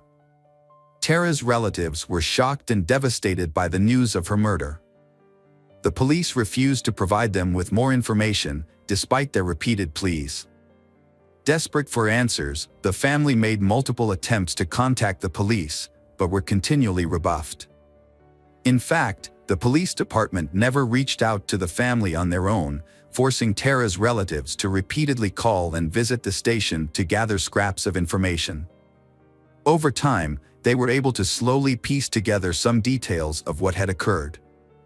Tara's family discovered that firefighters may have inadvertently destroyed crucial evidence while extinguishing the blaze, a common occurrence in such situations. The firefighters' primary objective was to put out the fire and potentially rescue survivors, unaware that a murder victim was inside. Furthermore, the investigators failed to secure the crime scene after finding the body, allowing unauthorized access to the area. As Tara's relatives sought information, they faced resistance from the police, who were unwilling to keep them informed about the investigation. The family was also subjected to rudeness and unprofessional behavior from the authorities. In an effort to document their interactions, they began recording conversations with the police and filed complaints against local investigators, but this did not yield any results. The family decided to investigate Tara's death on their own and enlisted the help of a well-known criminologist. However, the local police department would only share case materials with him if he agreed to keep all information and findings confidential, even from Tara's family. For 10 years, the family was unable to obtain Tara's death certificate. They finally received it after writing to the state governor. But the certificate did not provide a detailed cause of death, only stating multiple injuries. Determining the exact time of death was difficult. Medical experts estimated it to be between 10 p.m., when Tara left the library, and 11 a.m., when neighbors called the fire department. However, it is likely that the crime occurred closer to the morning hours, as the fire did not take long to spread. The police investigation found witnesses who reported seeing a middle-aged white man running down the street on the morning of the murder. He was only wearing a t-shirt and jeans, which was unusual given the winter weather. Additionally, the police discovered that a few days before the murder, a man who sounded heavily intoxicated called Tara's university and asked for her phone number. The university had a phone number that students and faculty could call to request student information, such as phone numbers. The intoxicated-sounding man was only able to write down Tara's phone number correctly on his 8th attempt. The investigation into Tara's murder raised several suspicions, but the identity of the man involved remained unknown. At the time of her death, Tara was in a relationship with a boyfriend. Despite his confirmed alibi, the police were hesitant to clear him of suspicion. They continued to scrutinize him, making late-night calls to him and his parents, requesting that he travel to a nearby city for further questioning, DNA sampling, or a polygraph test. Notably, it was Tara's boyfriend who was tasked with identifying her body. He had been living in another city but promptly arrived in Athens upon learning of the fire, even though Tara's parents were already present in town. When the police asked the boyfriend to identify the body, they took him to the house but did not let him enter. A police officer went inside, took a photo of the body, and showed it to the boyfriend on the camera screen. The boyfriend was shocked and said he could not be certain if it was Tara. He mentioned that he had given her earrings, and if he saw them, he would know for sure. The officer went back inside, removed the earrings from the body, and showed them to the boyfriend. Only after seeing the earrings did the boyfriend confirm that the body was Tara's. The police then focused on another man, a student in Tara's classes with a troubling reputation. Several female students came forward and reported that this individual would often ask girls out on dates and not accept no as an answer. He had also asked Tara out multiple times, despite knowing she had a boyfriend. Some girls reported that he exhibited creepy behavior, making them feel uneasy. Despite investigating this person, detectives couldn't find any evidence connecting him to the crime.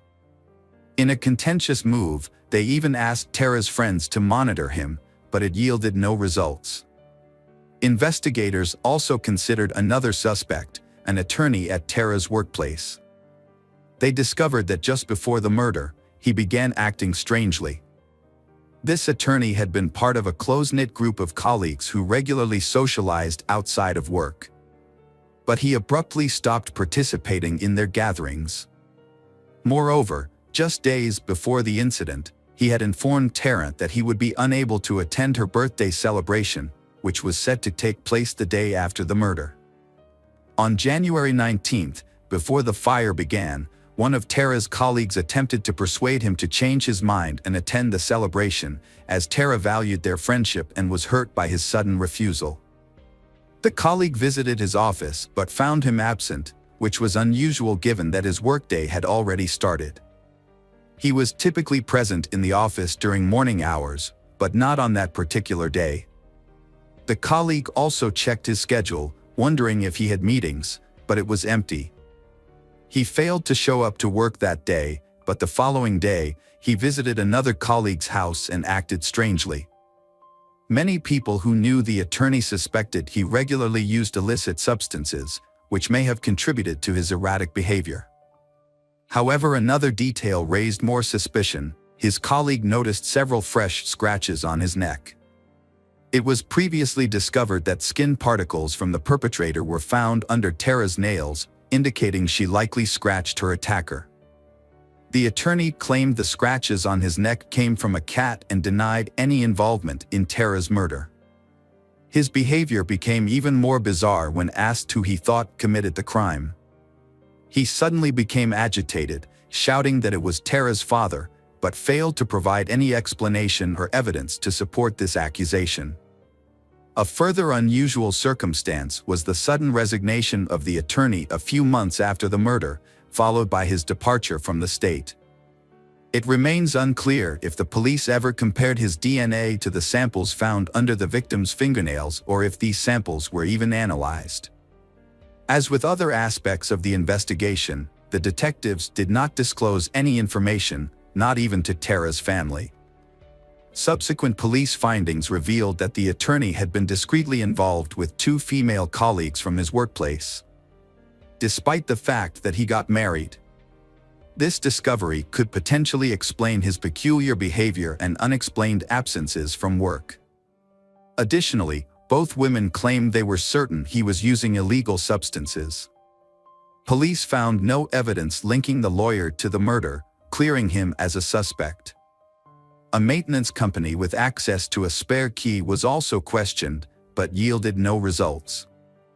The case has seen little progress, with authorities keeping investigation details confidential to avoid impeding progress. Over time, several potential leads emerged in the case. A witness came forward claiming to have seen an African-American man outside Tara's house a few hours before the fire. Another person mentioned noticing blood on a notebook belonging to one of Tara's university classmates shortly after the murder. Despite investigating these leads, police were unable to make any progress. Tara's parents offered a $77,000 reward for any information that could help solve the case. However, as the years passed, the team of detectives working on the case changed multiple times, and the new investigators were unable to crack the case. The primary challenge was the lack of evidence, as the fire and the subsequent actions of the firefighters destroyed nearly all potential evidence in Tara's room. In 2019, a podcast covering Tara's 19-year-old murder case was released, bringing together her family, key individuals, and all known information about the crime. This sparked renewed interest and caught the attention of the police department, who began communicating more with Tara's family. As a result, the police re-examined the case, although no new breakthroughs were made. The podcast continued to cover Tara's story for 2 years, ultimately having a substantial impact on the case's progression. The Georgia government introduced a bill to reduce the number of unsolved cases in the state, partly due to Tara's case. The bill was named after Tara and Rhonda Coleman, an 18-year-old woman from Georgia who was murdered in 1990 and whose killer remains unknown. Although the two murders are unrelated, the initiative was called the Coleman-Baker Bill. In 2023, the bill passed unanimously, and the governor signed it in Athens, accompanied by the families of both victims. The law created a special unit within the Georgia Bureau of Investigation to focus on unsolved cases. It also gave victims' families the right to ask police to re-examine these cases and take new steps to solve them. After the law passed in 2023, a unit was formed to investigate Tara's murder. Detectives re-reviewed all available information and re-examined the limited evidence using modern DNA analysis.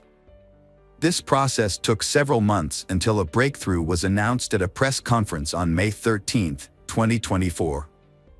After 23 years, police revealed that the perpetrator had been caught. The culprit was identified as 48-year-old Edric Lamont Faust. Investigators did not reveal the exact methods used to identify him, but stated that advanced DNA analysis and biological evidence were crucial in the process. To avoid compromising the ongoing legal case, they withheld specific details, which will be disclosed during the trial. The arrest documents listed multiple charges against Edric, including assault, which may have allowed for a DNA match. Additionally, skin cells found under the victim's nails may have been analyzed using modern tools to extract the killer's DNA. As for Edric, his extensive criminal record, which included numerous arrests for various offenses, should have put him in the FBI database long ago. At the time of Tara's murder, Edric was 25 years old and lived in the same city as the victim. However, the police found no evidence to suggest that Edric knew Tara, leading them to believe he may have broken into her home or tricked her into letting him in. Edric was not a suspect in the case until a few days before his arrest, when new DNA analysis methods brought him to the attention of detectives. He is currently in jail awaiting trial. The evidence the police have against him will be revealed during the trial process. The fact that Edric was denied bail suggests that the detectives have obtained conclusive DNA evidence. The police are certain that Edric is responsible for Tara's murder, and as a result, her case is now officially closed. There is currently no verdict for Edric. He was charged with 1 count of premeditated murder, 4 counts of aggravated murder, 1 count of burglary, 2 counts of aggravated sodomy, 1 count of rape, 1 count of aggravated assault, first-degree arson, and possession of a knife during the commission of a felony. Tara's family finally has closure after 23 years of searching for the truth. They expressed gratitude to the new team of detectives who helped solve her case. In contrast, Rhonda Coleman's case, which the law is also named after, remains unsolved. However, her family may now feel hopeful that new evidence will be uncovered and justice will be served, just like in Tara's case.